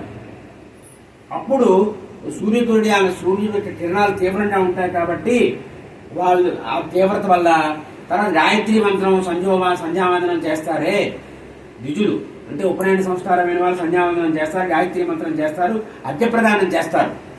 ఆ అర్ఘ్యప్రదానం చేస్తే ఆ అర్ఘ్యప్రదానం దెబ్బ తగులుతుంది వాళ్ళకి. ఎందుకు సంధ్యావందనం చేయాలంటే ఆ మందేవుడు అనే రాక్షసులు సూర్యుడిని మింగడానికి వెళ్తూ ఉంటారు. ఒకటి సూర్యకిరణాలు వేడి తగులుతూ ఉంటుంది వాళ్ళకి. దానికి తోడుగా ఈ అర్ఘ్యప్రదానం చేసేటువంటి వాళ్ళు ఉంటారే, ఆ అర్ఘ్యప్రదానం చేస్తారు. ఆ అర్ఘ్యప్రదానం యొక్క శక్తి కూడా వాళ్ళని దూరం చేస్తుంది, సూర్యుడికి రక్షణ కల్పిస్తుంది అని చెప్పారు. ఏమంటే గోవర్ధన ఎత్తారు శ్రీకృష్ణ స్వామి వారు. అంటే ఇది అవసరమా అండి అని అడిగితే దానికి సమాధానం చెప్తున్నాను నేను. గోవర్ధన ఎత్తారు. ఎత్తే పాపం గోపబాలు ఉన్నారు. అయ్యో పాపం కృష్ణుడు ఒక్కడే అలా పట్టుకున్నాడు, మనం సాయం చేద్దామని వాళ్ళ దగ్గర కర్రలు ఉంటాయి కదా, ఆ కర్రలు ఇలా పెట్టారట. వీళ్ళ కర్రలో ఉండిపోతుందా, స్వామివారి తీస్తే మొత్తం పడిపోతుంది. అంటే వాళ్ళ సరదా అది. అమ్మ కృష్ణుడు మేము సాయం చేసాము, మేము ఆ కర్ర పెట్టాం, మేము సాయం చేసాము కృష్ణుడికి అని సరదా వాళ్ళు. అమాయకత్వం వాళ్ళు. కృష్ణుడి మీద ప్రేమ. కృష్ణుడు అలసిపోతున్నాడే, కృష్ణుడు అక్కడే ఉన్నాడే, మనము చేయి వేద్దాం, మనం కృష్ణుడు సహకరిద్దామని ప్రేమ. అలాగా ఇది మన బాధ్యత. ఉపనయనమైన ప్రతివాడు కూడా ఆ సమయంలో శ్వాస సమయంలో పడుకోకుండా ఆ సంధ్యావందనం చేసి అర్ఘ్యప్రదానం చేయాలి. చేసి సూర్యనారాయణమూర్తి వారు మీకోసం నేను చేస్తున్నాను అంటే అది వారికి ఉపకరించిన. మీరు మంది పట్టుకెళ్ళారండి, మంది ఇచ్చారండి, మీరు మంది ఇచ్చిన సాయంత్రానికి అతను నయం అయిపోయిందండి. మీరు వెళ్ళారు, మీరు ధన్యవాదాలు చెప్పాలా చెప్పక్కర్లేదా? మీ మందు వేసుకోలేదు ఆయన, అంతకుముందు వేసుకున్న మందు వల్లే నయం అయిపోయింది. అయ్యా నేను బాగున్నాను, మీకు చాలా ధన్యవాదాలు, మీరు పాపం శ్రమ తీసుకొని మందు తెచ్చి ఇచ్చారు, హైదరాబాద్ నుంచి ఆయుర్వేద మెడిసిన్ తెచ్చి ఇచ్చారు, నాకు చాలా నయం అయిపోయిందండి. అంటే నేను ఇచ్చిన మందు మీరు వాడలేదు కదా, మీరు వాడకపోయినా నేను వాడకపోయినా మీరు తెచ్చి మందు ఇచ్చారు, నా మీద అభిమానంతో తెచ్చారండి, ధన్యవాదాలు అని చెప్తారు కదా. సూర్యుడి కోసం సూర్య భగవాన నీ కోసం నేను ఇది అర్ఘ్యప్రదానం చేస్తున్నానని అంటే ఆయన మనం అనుగ్రహించడా? అది అక్కడ ఉన్నటువంటి విషయం. అది ప్రశ్న వేయకూడదు. నేను ఇస్తే సూర్యుడు ఇదైపోతుందా, సూర్యుడు అంత బలహీనుడా అని పిచ్చి ప్రశ్నలు వేయకూడదు. నువ్వు చేయమన్నా నువ్వు చేయడమే నీ పని, శాస్త్రం చెప్పింది నువ్వు చేయాలి అని ఆ రకంగా చెప్పారు. ఇవన్నీ తూర్పు దిక్కు అంతా కూడా చెప్పాడు. తర్వాత దక్షిణ దిక్కు చెప్పాడు. ఈ దక్షిణ దిక్కులో గోదావరి, మన గోదావరి చెప్పారు, కృష్ణవేణి చెప్పారు, ఇవన్నీ చెప్పారు, విదర్భ చెప్పారు. తర్వాత ఇవన్నీ చెప్పారు, అన్ని సముద్రాల గురించి చెప్పాడు. ఆ తర్వాత ఈ దక్షిణ దిక్కులో అండకుడు నాయకుడు, అందులో ఆంజనేయ స్వామి వారు ఉన్నారు. రామాయణంలో ఆంజనేయ స్వామి వారు అని లేదు అక్కడ. రామాయణం అంతా కూడా హనుమ, పవనాత్మజ, మారుతాత్మజ, వాయుపుత్ర ఇవే ఉంటాయి. ఆంజనేయ అన్న పదం లేదు అక్కడ కూడా. ఆ తర్వాత పశ్చిమ దిక్కు కూడా అన్ని చెప్పారు. సౌరాష్ట్రం అవన్నీ ఉన్నాయి అని చెప్పారు. తర్వాత ఇక్కడ ఆంధ్ర కూడా వచ్చింది. ఆంధ్ర, చోళ, పాండ్య, కేరళ ఇవన్నీ చెప్పారు. అంటే ఆంధ్ర ఏదో భారతదేశం వచ్చిన తర్వాత ఏర్పడిన రాష్ట్రం కాదు. రామాయణం నాటి ముందు ఆంధ్ర అనాదిగా ఉన్నది ఆంధ్ర. ఈ రకంగా ఆ దిక్కు చెప్పారు. తర్వాత ఉత్తర దిక్కు కూడా చెప్పాడు. ఉత్తర దిక్కులో ఏమేమి ఉన్నాయి, కాంబోజము ఇవన్నీ కూడా చెప్పాడు. ఇవి ఎలా ఉంటాయంటే మనకి నార్త్ పోల్, సౌత్ పోల్ అంటారు. జపాన్ ఉంది. సూర్యుడు మొట్టమొదటి ఉదయించే దేశము అని ప్రాంతం అని చెప్పాడు. అంటే జపాన్. సూర్యుడు మొట్టమొదటి ఉదయించేది జపాన్. తర్వాత కొన్ని దేశాల్లో బంగారు గనులు ఎక్కువ ఉంటాయి, దాని గురించి చెప్పాడు. చైనా గురించి చెప్పారు. చీనా అని చెప్పారు. చైనా అంటారు. చీనా గురించి చెప్పాడు. ఈ రకంగా అంటే నార్త్ పోల్, సౌత్ పోల్ ఉంటాయి. తర్వాత అంటే కొంత ప్రాంతం వెళ్ళిన తర్వాత ఇక సూర్యరశ్మి ఉండదు అక్కడ. అటువంటి ప్రాంతాలన్నీ కూడా చెప్పాడు. నో సన్ జోన్ అంటారు దాన్ని. అది సైంటిఫిక్గా ప్రూవ్ అయింది. అది ఇక్కడ రామాయణంలో చెప్పారు. అందువల్ల రామాయణంలో శాస్త్ర పరిజ్ఞానం ఎంతో ఉన్నారు. ఈ రకంగా ఈ 4 దిక్కులకి వానల్ని పంపించారు. పంపించిన తర్వాత వాళ్ళందరూ గంభీరంగా చెప్తున్నారా, నేను వెళ్తాను, సీతమ్మని చూస్తాను, సీతమ్మని తీసుకొచ్చేస్తాను అని ఉత్తర కుమారులా ప్రగల్భాలు పలుకుతున్నారు. అప్పుడు రాముడు వారు ఉన్నారు. సుగ్రీవుడు హనుమంతుల వారి గురించి చెప్తున్నాడు. హనుమ, నీ వల్ల ఈ కార్యం సాధ్యం అవుతుందయ్యా, నువ్వే కార్యసాధకుడు అయ్యా అని చెప్పారు. అది విన్నారు రాములు వారు. విని హనుమ, సుగ్రీవుడు చెప్పింది విన్నానయ్యా, నీ వల్లే ఈ కార్యం సఫలం అవుతుందయ్యా అని చెప్పారు. చెప్పి తన అంగుళీకం ఇచ్చారు. సీతమ్మ కనిపిస్తే నా ఆనవాలుగా ఇది చూపిస్తే నువ్వు రామదూతమని ఆవిడ నమ్మకం కలుగుతుంది అని చెప్పారు ఆంజనేయ స్వామి వారితో. అప్పుడు ఆంజనేయ స్వామి వారు బయలుదేరారు. అప్పుడు సుగ్రీవుడిని అడిగారు రాముల వారు, నాయన నువ్వు ఇక్కడున్నావు కదా, మొత్తం భూగోళం ఉత్తరం, తూర్పు, దక్షిణం, పశ్చిమం 4 దిక్కులు వర్ణించావు, నీకు ఎలా తెలుస్తున్నాయా అని అడిగాడు. అప్పుడు చెప్పాడు ఏంటంటే, మా అన్నయ్య నన్ను చంపుతానని బయలుదేరాడు, నన్ను తరుగుతూ ఉంటే నేను పరిగెట్టాను. చూడండి, ఆ పరిస్థితిలో పరిగెట్టాడు. వాడు ఎప్పుడు వచ్చి చంపుతాడో అని భయంతో పరిగెట్టాట. ఆ పరిగెడుతూ మొత్తం భూగోళం అంతా తిరిగేట. నేను వెళ్ళేంటానండి, నేను చూడలేదు, అవి ఎవరో వచ్చారు వాళ్ళతో మాట్లాడుతూ వెళ్ళాను, కుమారస్వామి నుంచి ఎటు వెళ్ళాలో మర్చిపోయానండి అంటాం మనం. అది మన బుద్ధి, సుగ్రీవుడి బుద్ధి అంతది. ఆ రకంగా అందువల్ల నేను అన్నీ చూశాను అని చెప్పాడు. సరే, 1 నెల రోజులు గడువిచ్చాడు సుగ్రీవుడు చండశాసనం. ఇచ్చిన సమయంలో చేయకపోతే శిరస్సు ఉండదన్నమాట. 3 దిక్కులు వెళ్ళిన వాళ్ళు వచ్చేసారు. మేము సీతమ్మని చూడలేదు, మన సీతమ్మ కనిపించలేదు, 6 అడుగులు వెళ్తే ఎక్కడా కనిపించలేదు అని చెప్పి వచ్చారు. ఈ దక్షిణ దిక్కుకు వెళ్ళిన వాళ్ళు మాత్రం రాలేదు.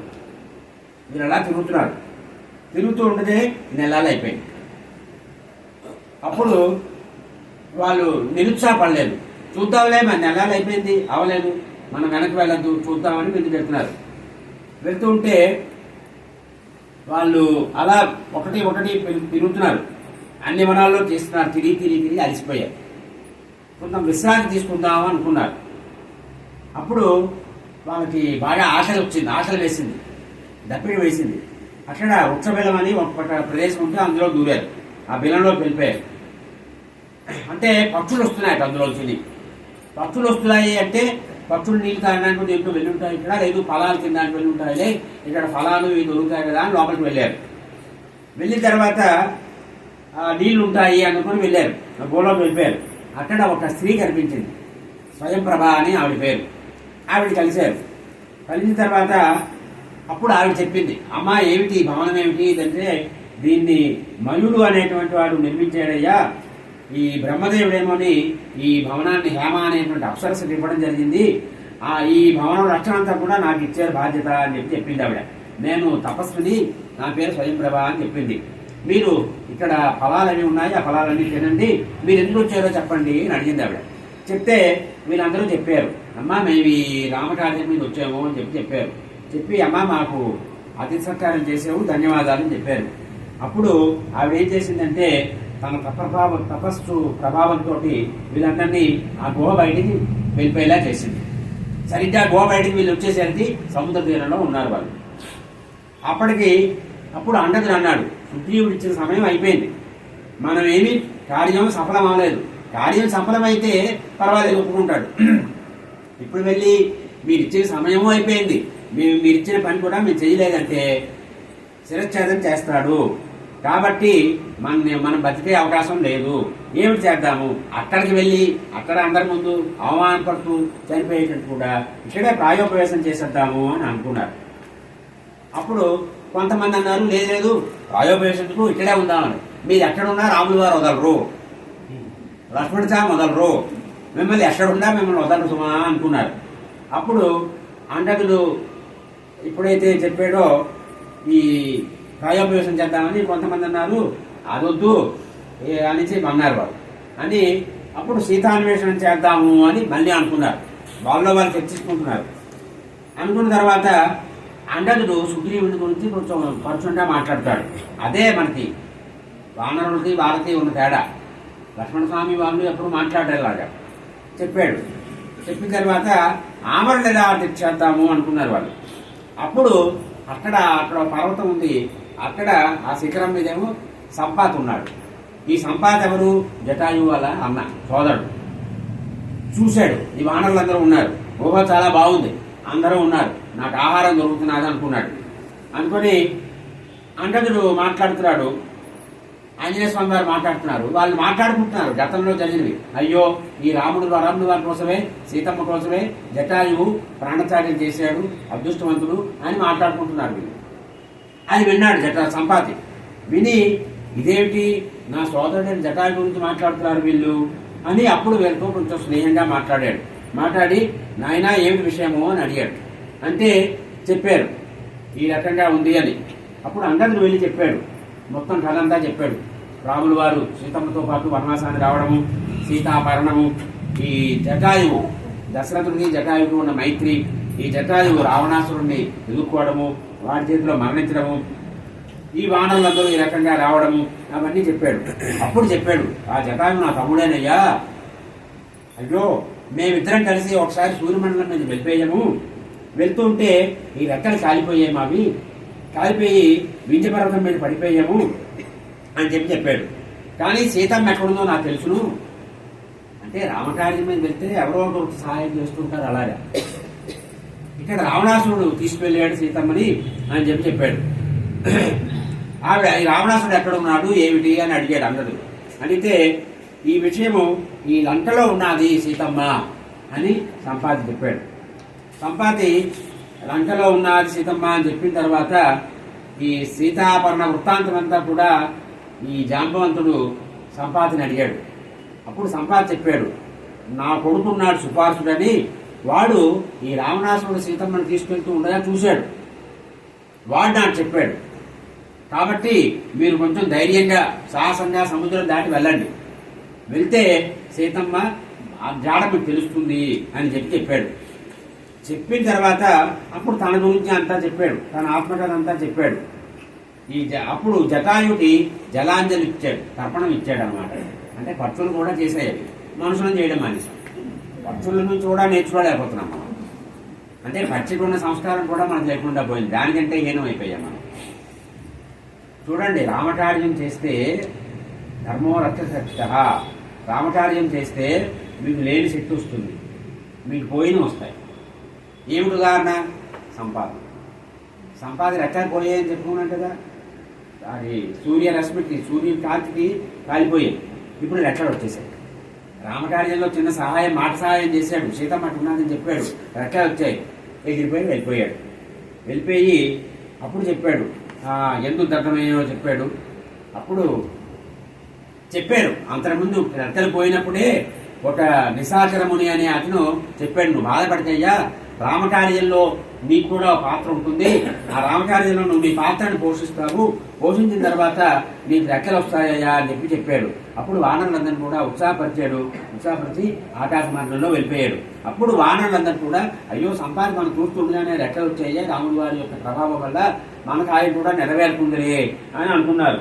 అనుకుని సీతాన్వేషణకి పూనుకొని ఈ సముద్రాన్ని దాటాలి, ఈ సముద్రాన్ని దాటం ఎలాగా అని అనుకున్నారు. అనుకుంటే అప్పుడు ఈ జాంబవంతుడు అడిగాడు. జాంబవంతుడు ముసలివాడు, అసలు మనం అందరం కూడా ఈ పారాయణ ఉందండి, ప్రవచనం ఉందండి, మీరు రావాలండి అని అంటూ ఉంటారు. అంటే మనం ఏం చెప్తామంటే, అయ్యా నాకు అవదండి, నన్ను వదిలేద్దురు అంటారు. నాకు బాగా అనుభవం, కొన్ని సంవత్సరాలుగా మేము రామాయణాలు పారాయణలు హోమాలు చేస్తూ అయ్యా మేము పారాయణ రావాలని ప్రాధాన్యపడితే నేను రాలేనండి, నా పిల్లలు వస్తున్నారు అమెరికా నుంచి, మీ పిల్లలు ముఖ్యమా రాముడు ముఖ్యమా? నాకైతే రాముడే ముఖ్యం. అందరూ అలా రాముడే ముఖ్యం అంటే రామరాజు ముఖ్యుండేది, అది రాదు అంటారు. నేను ముసలైపోయానండి, ముసలైపోతే అన్ని మానేసేవా, తిండి మానవు, రోజుకి ఎన్నిసార్లు కాఫీలు టిఫిన్లు అవి మానవు, నీ ఫ్రెండ్స్ మొబైల్ ఫోన్లు వాట్సాప్లు మానవు. ఈ రామాయణం పారాయణకి లేదా అనుష్ఠానానికి వచ్చేసరికి నీకు ముక్తాత్మ వచ్చిందా? జటాయు వీడు జాంబవంతుడు చెప్పచ్చు కదా, నేను వెళ్ళలేను, నేను ముసలాన్ని అయిపోయాను, నా రిటైర్మెంట్ ఇచ్చింది నేను చెప్పచ్చు కదా. ఆయన వచ్చాడు. అంటే రామకార్యం అంటే అవదు, కాదు, నేను చెయ్యలేను అనే మాటలు రాకూడదండి. No ifs and buts. Yes yes yes, నేను వస్తాను, నేను చేస్తాను, నేను ఉంటాను అనే చెప్పాలి. అప్పుడు జాంబవంతుడు అందరినీ అడిగాడు, నాయన 100 యోజనాల సముద్రం దాటాలి, మీరు ఎంత శక్తి మీకుందో చెప్పండి అని. ఒక 10 యోజనాలు అన్నాడు, ఇంకోటి 20 యోజనాలు అన్నాడు. అలా అందరూ చెప్పారు. అంగదుడు అన్నాడు, నేను వెళ్ళగలను, తిరిగి రాలేను, అది ప్రమాదం. వెళ్ళాడు ఉంటే వీడిని పట్టుకుంటాడు. సీతమ్మ మాట ఇప్పుడు వీడిని విడిపించాడు, మనోళ్ళు వెళ్ళాలి, అది అవదన్నారు. అప్పుడు ఆంజనేయ స్వామి వారు చాలా తెలివి కదా, ఆయన అన్నారు, అయినా నువ్వు యువరాజు అయ్యా, నువ్వు వెళ్ళకూడదు, మేమందరం ఉండగా నువ్వు ఎలా వెళ్తావు అనేసారు. అప్పుడు జాంబవంతుడు అన్నాడు, నేను వెళ్ళగలను, కానీ కొంచెం శక్తి తగ్గిపోయింది. ఇప్పుడు జాంబవంతుడు అయినట్టు వాడంటే చాలా పురాతన బ్రహ్మగారి పుత్రుడు, బ్రహ్మగారి కొడుకు. ఆ వామనావతారంలో త్రివిక్రమావతారం దాల్చారు నారాయణుడు. ఆ త్రివిక్రమావతారం ఇది 21 సార్లు ప్రదర్శన చేశాడు జాంబవంతుడు, అంతటి మహనీయుడు. కానీ ఇప్పుడు శక్తి లేదు ఆయన, వృద్ధాప్యం అన్నాడు. అప్పుడు ఎలాగా అనుకుంటున్నారు. అప్పుడు ఆంజనేయ స్వామి వారి, ఇవాళ ఆంజనేయ స్వామి వారి జన్మ వృత్తాంతం ఒక 10 నిమిషాలు ఓపిక పట్టాలి, లేదు అంటే స్వస్తి చెప్పేస్తాను. చెప్పండి. అప్పుడు వీరవానలోకస్య సర్వశాస్త్ర విశారద తూష్ణీం ఏకాంతమాశ్రిత్య హనుమాన్ కిం న జల్పసి హనుమాన్ హరిరాజస్య సుగ్రీవస్య సమోయసి రామలక్ష్మణయో చాపి తేజసా చ బలేన చ. అద్భుతమైన శ్లోకాలు ఇవి. అసలు ఆ శ్లోకాలు వింటే కళ్ళని నీళ్ళు రావాలి. అప్పుడు అందరూ విషాదంలో ఉన్నారు. విషాదంలో ఉంటే హనుమంతుల వారిని చూశాడు. హనుమంతుల వారిని ప్రేరేపించాలి. ఆయన్ని ప్రేరేపిస్తే ఆయన వల్ల కార్యం అయిపోతుంది. అప్పుడు చెప్తున్నాను, ఆయన అన్నయ్య, ఈ వానరులందరినీ కూడా సాటి లేని వాడివయ్యా నువ్వు, సమస్త శాస్త్రాల్లోని కూడా నిష్ణాతుడు నువ్వు, ఇలా ఏకాంత ప్రదేశంలో కూర్చున్నావేమిటయ్యా, నీ తేజస్సు బలపరాక్రమాలు వీటిలో సుగ్రీవుడితో సమానమైన వాడివయ్యా నువ్వు, రామలక్ష్మణుడు కూడా ఏమీ తీసిపోవు అని చెప్తాడు. రుద్రాంశ సంబూతుడు అయ్యా. రుద్రుడు విష్ణువు ఇద్దరిలో తేడా ఏముంటుంది? శివశ్చౌదయం విష్ణువు, విష్ణువు చౌదయం శివ. అది తెలుసుడు జాంబవంతుడికి. నువ్వు రుద్రుడివి, ఆయన విష్ణువు, కాబట్టి మీరు తేడా లేదయ్యా అని చెప్పాడు. చెప్పి ఈ గరుత్మంతుడు చాలా బలం ఉన్నటువంటి వాడు. గరుత్మంతుడు అతడు పక్షిలోకంలో చాలా శ్రేష్ఠుడు, పక్షుల్లో శ్రేష్ఠుడు. ఆ పక్షిరాజు చాలా వేగంగా వెళ్ళగలడు. అతడు ఈ సముద్ర జలాలలో ఉన్నటువంటి మహాసర్పాన్ని కూడా లాక్కెళ్ళిపోతూ ఉంటాడు. జలాల్లో పావులు ఉంటాయి, సముద్ర జలాలు వచ్చి ఆ పావులు లాక్కొని పట్టుకెళ్ళిపోతూ ఉంటాడు. అది నేను చాలాసార్లు చూశానయ్యా. అతడికి రెక్కల బలం ఉన్నది, నీకు భుజబలం ఉన్నది. ఆయన రెక్కల్లో బలం, ఆంజనేయ స్వామి వారి భుజాల్లోనే బలం. అందుకే ఈ భుజాల మీద రాముడిని లక్ష్మణుని కూర్చోబెట్టిన సామాన్యమా? అంత సామాన్యం కాదు. అందువల్ల నువ్వు గరుత్మంతుడితో సమానమైన వేగం ఉన్నటువంటి వాడివి. ధైర్యము సాహసం నీలో ఎక్కువగా ఉన్నాయి. కాబట్టి ఈ సముద్రాన్ని లంఘించడానికి నువ్వు సిద్ధపడవడం లేదు ఎందుకు అని అడిగారు జాంబవంతుల వారు. అప్పుడు చెప్తున్నారు, కుంచిత స్థల అనేటువంటి ఒక అప్సర స్త్రీ ఉందయ్యా, ఆవిడ పేరే అంజన అని చెప్పారు. కేసరి అనేటువంటి వానరుడు ఉన్నాడు. ఆ వానరుడికి, ఈ కేసరి అనే వానరుడికి ఈ అంజన పత్ని అయింది. ఆమె ముల్లోకాల్లోని కూడా చాలా ఖ్యాతి ఉన్నటువంటిది. ఒక శాపవశాన ఆవిడ భూలోకానికి వచ్చింది. ఆవిడ ఒక వానర స్త్రీగా వాడికి జన్మ వచ్చింది. అప్పుడు ఈ వానర స్త్రీ అయినప్పటికీ కూడా ఆవిడ కామరూపిణి కాబట్టి చాలా అమూల్యమైనటువంటి వస్త్రాలని ధరించి ఆ పర్వతాచలాల్లో తిరుగుతున్నది. అప్పుడు తిరుగుతున్నప్పుడు ఆమెకి మచ్చలేనటువంటి ప్రవర్తన ఉన్నది ఆవిడకి. అప్పుడు వాయుదేవుడు ఆమెను అనుగ్రహించాడు అని చెప్పారు. అందుకు వాయుతనయుడు అని చెప్పారు. ఆ వాయుదేవుడు అనుగ్రహించడం వల్ల ఆమెకి నువ్వు సంభవించడం జరిగింది అని చెప్పారు. అంత ఇంకొక పరాశర సమితిలో ఉన్నది ఏంటంటే, అది రుద్రుడు యొక్క అంశని ఒక ఫలంగా చేసి ఈ అంజనాదేవికి ఇచ్చినట్టు కూడా పరాశర సమితిలో ఉన్నటువంటి వృత్తాంతం అనమాట. ఈ రకంగా నువ్వు అంజనా పుత్రుడివి కాబట్టి ఆంజనేయుడు, తర్వాత కేసరి నందన, పవన తనయ కేసరి నందన అంటాం కాబట్టి, వాయుదేవుడు సహకరించాడు కాబట్టి వాయునందనుడు అని చెప్పారయ్యా అని చెప్పారు. చెప్పి నువ్వు చిన్నతనంలో ఏం చేసావంటే, ఈయన వైశాఖ బౌలు దశమి నాడు పుట్టారు. అయితే మనకి కొంచెం వ్యత్యాసం. ఇక్కడ ఉత్తర భారతంలో ఏం చేస్తారంటే చైత్ర శుద్ధ పౌర్ణమి, రేపు రామనవమి తర్వాత వచ్చే పౌర్ణమి నాడు హనుమ జయంతి చేస్తారు ఇక్కడ. కానీ వైశాఖ మాసి కృష్ణాయాం మందవాసనే పూర్వభాద్ర ప్రసూతాయ అన్నారు. అంటే వైశాఖ మాసంలో శనివారం నాడు దశమి, బౌల దశమి నాడు పూర్వభద్ర నక్షత్రంతో ఆంజనేయ స్వామి వారు జన్మించారు అని పరాశర సమితి చెప్తోంది. అందువల్ల వైశాఖ బౌల దశమి నాడు ఆయన అవతారం దాల్చారు. అవతారం దాలిస్తే బౌల దశమి కదా అమావాస్య వచ్చింది. అమావాస్య నాడు గ్రహణం, సూర్యగ్రహణం. ఆ రోజు ఈయన అమ్మ ఆకలేస్తున్నది అని అడిగారు తల్లిని. నాయన బాగా పండినటువంటి పండు ఏదైనా దొరికితే తినిరా అందుట. నేను చూస్తున్నారు, సూర్యుడు కనిపించాట. అమ్మా అంత పండుగా ఉంది, బాగా పచ్చండి వచ్చిన పండు కదా అని వెళ్ళిపోయారు సూర్యుడి మీద. అవేళ సూర్యకిరణం రావు వస్తున్నాడు. అదేమిటి నేను మింగాలి కదా సూర్యుడిని, వీడెవడో మింగుతున్నాడు ఏమిటి అని అనుకున్నాడు రాహుడు. అప్పుడు వీళ్ళు చూశారు, దేవేంద్రుడు వాళ్ళు చూశారు. అప్పుడు దేవేంద్రుడు ప్రయోగం చేశాడు. ఆంజనేయ స్వామి వారు ఏం అవ్వలేదు. ఈయన కొంచెం యామరపాటుగా ఉన్నారు. యామరపాటుగా ఉన్నప్పుడు మళ్ళీ వేశాడు. అప్పుడు ఈయనకి కొంచెం దెబ్బ తగిలింది. అంతరిక్షం నుంచి వెళ్ళిపోతున్నారు ఈయన. అప్పుడు ఇంద్రుడు వజ్రాయుధం వేశాడు. అప్పుడు ఈయన ఆ పర్వత శిఖరం మీద పడిపోయారు. ఆంజనేయ స్వామి వారు బాలుడు చిన్నపిల్లడు పడిపోయారు.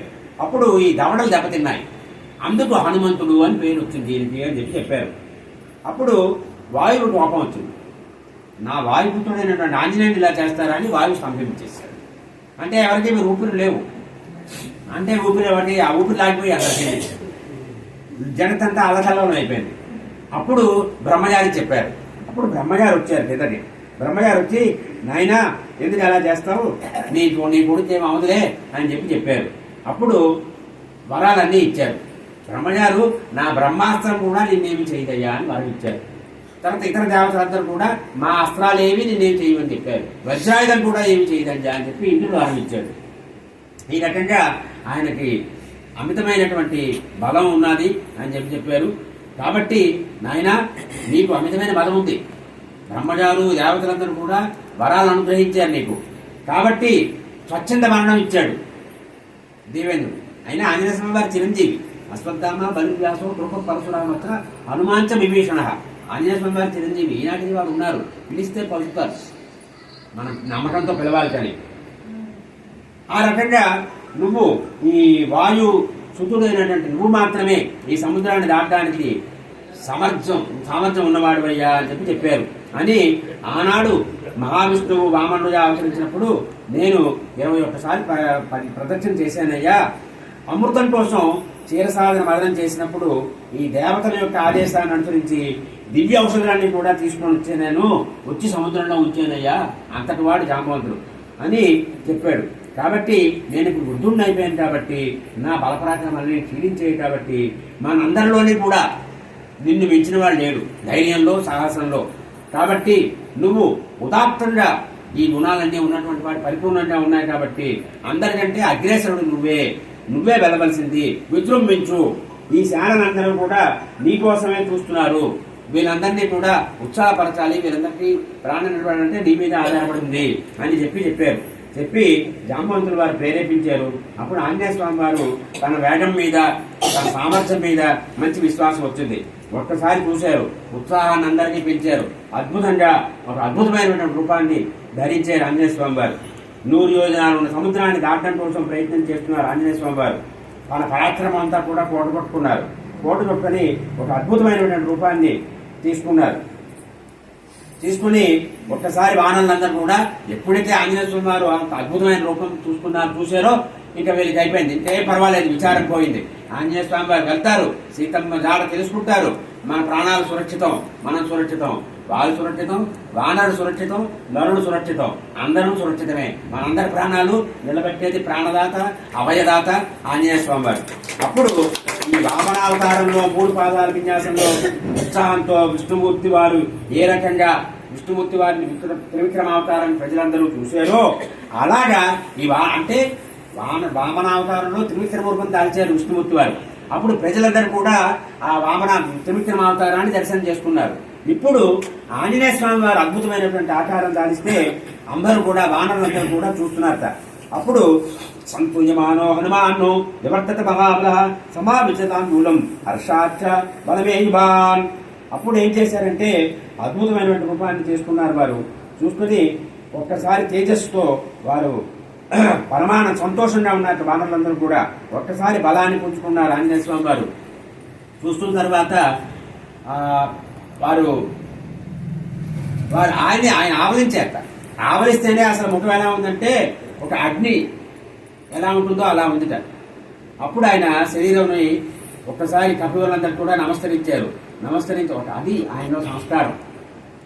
అందరికీ నమస్కారం చేశారు. చేసి ఈ వాయుదేవుడు చాలా బలం ఉన్నటువంటి వాడు కాబట్టి అగ్నిదేవుడికి మిత్రుడు వాయుదేవుడు కాబట్టి ఈ తన వేగాన్ని అంతటి కూడా కూడగట్టుకోవాలి అనుకున్నారు. ఈ వారందరికీ కూడా నేను వాయుదేవుని పుత్రుణ్ణి, నేను ఎదుగుతాను ఇప్పుడు అని నిర్ణయం చేసుకున్నారు. ఎలా ఉన్నాక ఆకాశాన్ని తాకుతున్నారా అన్నట్టుగా ఉంది వారి శరీరం. వారు ఆ రకంగా పక్షులు సంచరించేటువంటి మార్గంలో గరుత్మంతుడు ఎలా ఎదుగుతాడో అలా నేను అంతకంటే ఎక్కువ వేగంతో వెళ్తాను. అంటే మనం ఏదైనా పని చేయాలన్నప్పుడు మన మీద మన ధైర్యం ఉండాలి. ఏమోనండి అవుతుందో అవదో, నేను చేయలేను సంశయాలు పెట్టుకోకూడదు, నేను చేస్తాను అహంభావం ఉండకూడదు, ఆత్మాభిమానం ఉండాలి. ఆత్మాభిమానం ఉండాలి కానీ అహంకారం ఉండకూడదు.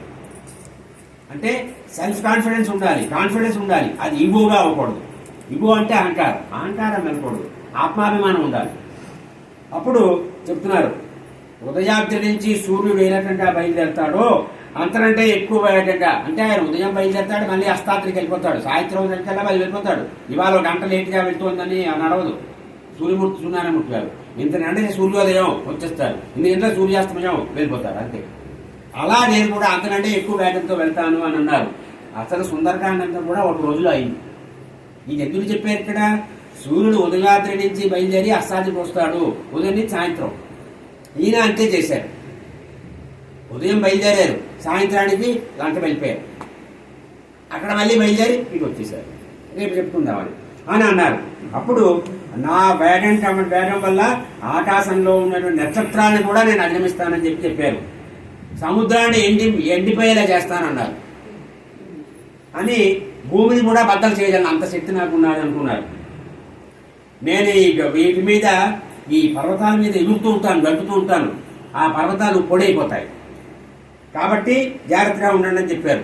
ఈ మహాసముద్రాన్ని అవలేలుగా దాటుతానని చెప్పారు. చెప్పి నేను వెళ్తూ ఉంటాను, ఈ పరిసరాల్లో ఉన్నటువంటి వృక్షాలు తీగలు అవన్నీ కూడా నాతో కలిసి వచ్చేస్తాయి. అంటే మనకి ఒక విమానం వెళ్తుంటే చూడండి ఎంత శబ్దం వస్తుంది, గాలి ఎగురుతూ ఉంటుంది, అంతా చేస్తుంటుంది కదా. విమానం ఏముంది, ఆంజనేయ స్వామి గారి రేపు వస్తుంది, సుందరకాండలు అవన్నీ వస్తాయి. ఇంకా అంటే సుందరకాండ ఎంత రమ్యంగా ఉంటుందో ఇక్కడే చూపించేస్తున్నారు వాల్మీకి మహర్షి క్రిస్టియన్ కాండలో. అప్పుడు ఏకాగ్ర చిత్తంతో వెళ్తాను, కాన్సన్ట్రేషన్ అనమాట. మనం ఏ పని చేసినా ఏకాగ్రతతో చేయాలి. ఏకాగ్రత ఉంటే సఫలం అవుతుంది అని చెప్తున్నారు. అని పర్వతాలు కంపింపజేస్తానన్నారు. సాధనం అల్లకల్లోలు అవుతుందని చెప్పారు. గరుత్మంతుడు, వాయుదేవుడు, నేను ముగ్గురం శక్తిమంతులు అన్నారు. ఇదే మాట రాముల వారు అంటారు, ఇదే మాట సీతమ్మ అంటారు. సీతమ్మకి తెలుసు ఆంజనేయ స్వామి వారి శక్తి, రాముల వారికి తెలుసు ఆంజనేయ స్వామి వారికి తెలుసు. అలాగా విద్యుత్ అంటే విద్యుత్ చాలా వేగంగా ప్రవహిస్తుంది. ఆ విద్యుత్తు కంటే వేగంగా నేను వెళ్తాను అని చెప్పి రెప్పపాట్లో వెళ్ళిపోతానన్నారు. ఈ పాదత్రయంతో నేను విష్ణుమూర్తి వల్లనే పాదత్రయంతో సముద్రాన్ని దాటుతానన్నారు. కాబట్టి నేను మనస్సులో నిశ్చయించుకున్న కార్యానికి అనుకూలంగానే మనస్సు ప్రవర్తిస్తుంది. బుద్ధి మనస్సు ఉన్నాయి కదా, బుద్ధిలో ఆయన అనుకున్నారు, నిశ్చయించుకున్నారు. మనస్సు కూడా దానికంటే, మన బుద్ధి మనస్సు రెండు ఒకే దిశలో వెళ్ళాలి అని చెప్తున్నారు ఇక్కడ. మన బుద్ధి ఒకటి ఉంటుంది, మనస్సు అట్లా అవుతుంది. బుద్ధి ఏమో అటు వెళ్ళి అంటుంది, మనసు ఏమో ఇట్లా అవుతూ ఉంటుంది, నువ్వు చేయలేమంటుంటుంది. ఇక్కడ అలా కదా, బుద్ధి మనసు ఒకే దిశలో వెళ్ళాలి అన్నారు. అని వేగంలో వాయుదేవుడు వాడిని, బలపరాక్రమంలో గరుత్మంతుడు వాడిని, 1000 యోజనాలు, ఇది 100 యోజనాలు, 1000 యోజనాలు అయినా సరే నేను దాటగలను అని చెప్పారు. చెప్పి నేను పరాక్రమిస్తే వజ్రాయుధం పట్టుకున్న దేవేంద్రుడు కానీ బ్రహ్మగారు కానీ ఎవరు నన్ను ఏమి చెయ్యలేరు అని చెప్పారు. అని కాబట్టి రావణుడు ఎంత అని అనుకున్నారు. అసలు రాముల వారి మీద గౌరవంతో ఆయన ఊరుకున్నారు కానండి, లేదంటే లంకనంతా తెచ్చి పడిసి ఉండేవారు ఆయన. సీతమ్మ అన్నది, నువ్వు చేయకయ్యా, రాముల వారికి కీర్తి రావాలయ్యా, నువ్వు ఎలా తీసుకెళ్తే ఎలాగా అన్నారు సీతమ్మ కూడా. అప్పుడు వీరకేసరి పుత్ర హనుమాన్ మారుతాత్మజ జ్ఞాతిరాం విపుల శోక భయాతాత వినాశిత అన్నారు. నాయన, ఈ వానరులలో ఉన్న శోకాన్ని అంతటి కూడా నాశనం చేసేటువంటి సామర్థ్యం ఉన్నవాడు నువ్వేనయ్యా, నువ్వు వీరుడు వయ్యా, కేసరి పుత్రుడు వయ్యా, హనుమాన్ మారుతాత్మజ వయ్యా అని అన్నారు. చెప్పి ఋషీనాంచ ప్రసాదేన కపవృత్తమతేన చ గురునాంచ ప్రసాదేన ప్రభస్తత్వం మహాన్నవం అన్నారు. కాబట్టి నీ శుభం కోరుతున్నారయ్యా అందరూ కూడా కపివరులు. అంతేకాదు ఋషులు, తర్వాత వానరులు, యుద్ధులైన వానరులు, గురువుల అనుగ్రహం, ఇవన్నీ కావాలి. మనిషి విజయం సాధించాలంటే దేవతల అనుగ్రహం కావాలి. ఋషుల అనుగ్రహం కావాలి, గురువుల ఆశీర్వచనం కావాలి, పెద్దల ఆశీర్వచనం కావాలి. పూర్వం మనం ఏదైనా మంచి మంది తీసుకొచ్చి అందరికీ దండాలు పెట్టి వెళ్ళేవాళ్ళం. ఇవాళ దండాలే బాయ్ బాయ్, ఆ బై బయ్యే అయిపోతాం. బై అంటే బైఫర్కేషన్ అనమాట. బైఫర్కేషన్ అంటే రెండుగా చేయడం. ఆంధ్ర స్టేట్ వాజ్ బైఫర్కేటెడ్ అంటారు. అంటే ఆంధ్ర రాష్ట్రాన్ని 2 ముక్కలు చేశారు అని. ఈ బై అంటే బైఫర్కేషన్ అవుతుంది, 2 ముక్కలు అవుతున్నాయి. బుద్ధి ఒకటే వెళ్తుంది, మనసు ఒకటే వెళ్తుంది. అప్పుడు వాళ్ళు చెప్తున్నారు, మారుతి నువ్వు వెళ్ళి వచ్చే వరకు ఇక్కడే ఉంటావయ్యా అన్నారు వాళ్ళు. ఆంజనేయ స్వామి వారి మీద అంత నమ్మకం వాళ్ళు. మా ప్రాణాలన్నీ నీ మీదే ఉన్నాయ్యా అన్నారు. అప్పుడు ఆంజనేయ స్వామి వారు చెప్పారు, నేను ఈ కాలు మోపి పెడితే లంఘించడానికి శక్తి కావాలి. ఏంటంటే ఎగరడం అంటే సామాన్యమా?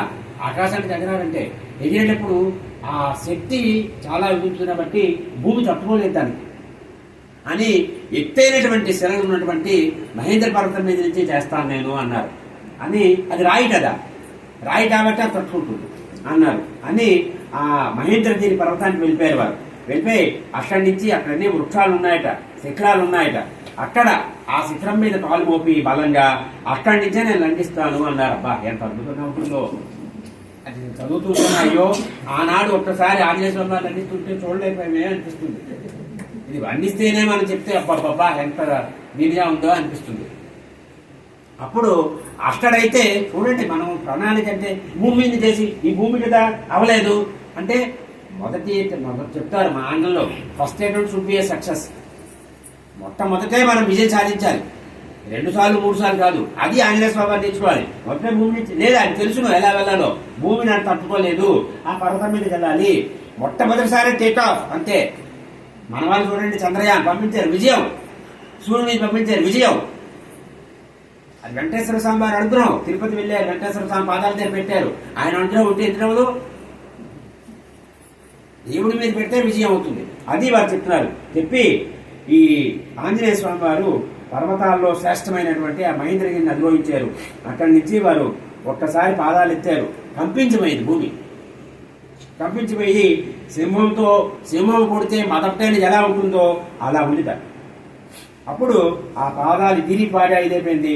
అందులో ఉన్నటువంటి మృగాలు, ఏనుగులు కూడా భయపడిపోయాయి, వృక్షాలు కూడా ఊగిపోయాయట ఆ బలానికి. అప్పుడు ఈ గంధర్వులు, నాగులు వీళ్ళందరూ అక్కడ వేరేస్తున్నారు దంపతులు. వాళ్ళు కూడా భయపడిపోయారట, వాళ్ళు కూడా పారిపోయారు, అంతరిక్షానికి ఎగిరిపోతున్నారట. ఈ శిలల్లో చాలా మహాసర్పాలు ఉన్నాయి, ఆ సర్పాలన్నీ కూడా నలిగిపోతున్నాయి. అప్పుడు ఈ గిరి శిఖరాలు కూడా చలించిపోతున్నాయి. మహేంద్రగిరి కూడా సంక్షోభంలో ఉందిట. అప్పుడు స్వామివారు ఆ పుట్టల్లోంచి సర్పాలు వచ్చేస్తున్నాయి, అవి బుసలు కొడుతున్నాయి. ఆ మహేంద్రగిరి ఎలా ఉందిట, పర్వతాలు పతాకాల్లో ఉన్నాయి, సర్పాలన్నీ ఇలా ఉన్నాయట, అంటే జెండాల్లా కనిపిస్తున్నాయట. అది వాల్మీకి మహర్షి గొప్పతనం. ఆ సర్పాలన్నీ ఇలా వచ్చి ఇలా నిలబడితే ఓ జెండాలు పెట్టారా అన్నట్టుగా ఉందిట. అప్పుడు ఈ కల్లోల పరిస్థితి చూసి ఋషులందరూ చూశారట, ఋషులు కూడా అక్కడి నుంచి వెళ్ళిపోయారట. అప్పుడు ఈ ఆపదలో ఉన్నటువంటి ఒక బాటసారిలా అయిపోయిందిట ఆ పర్వతం. అప్పుడు సవేగవాన్ వేగ సమాహితాత్మ అరిప్రవీర పరవీరహంత మనస్సమాదాయ మహానుభావో జగామలంక మనసా మనస్వీ అన్నారు.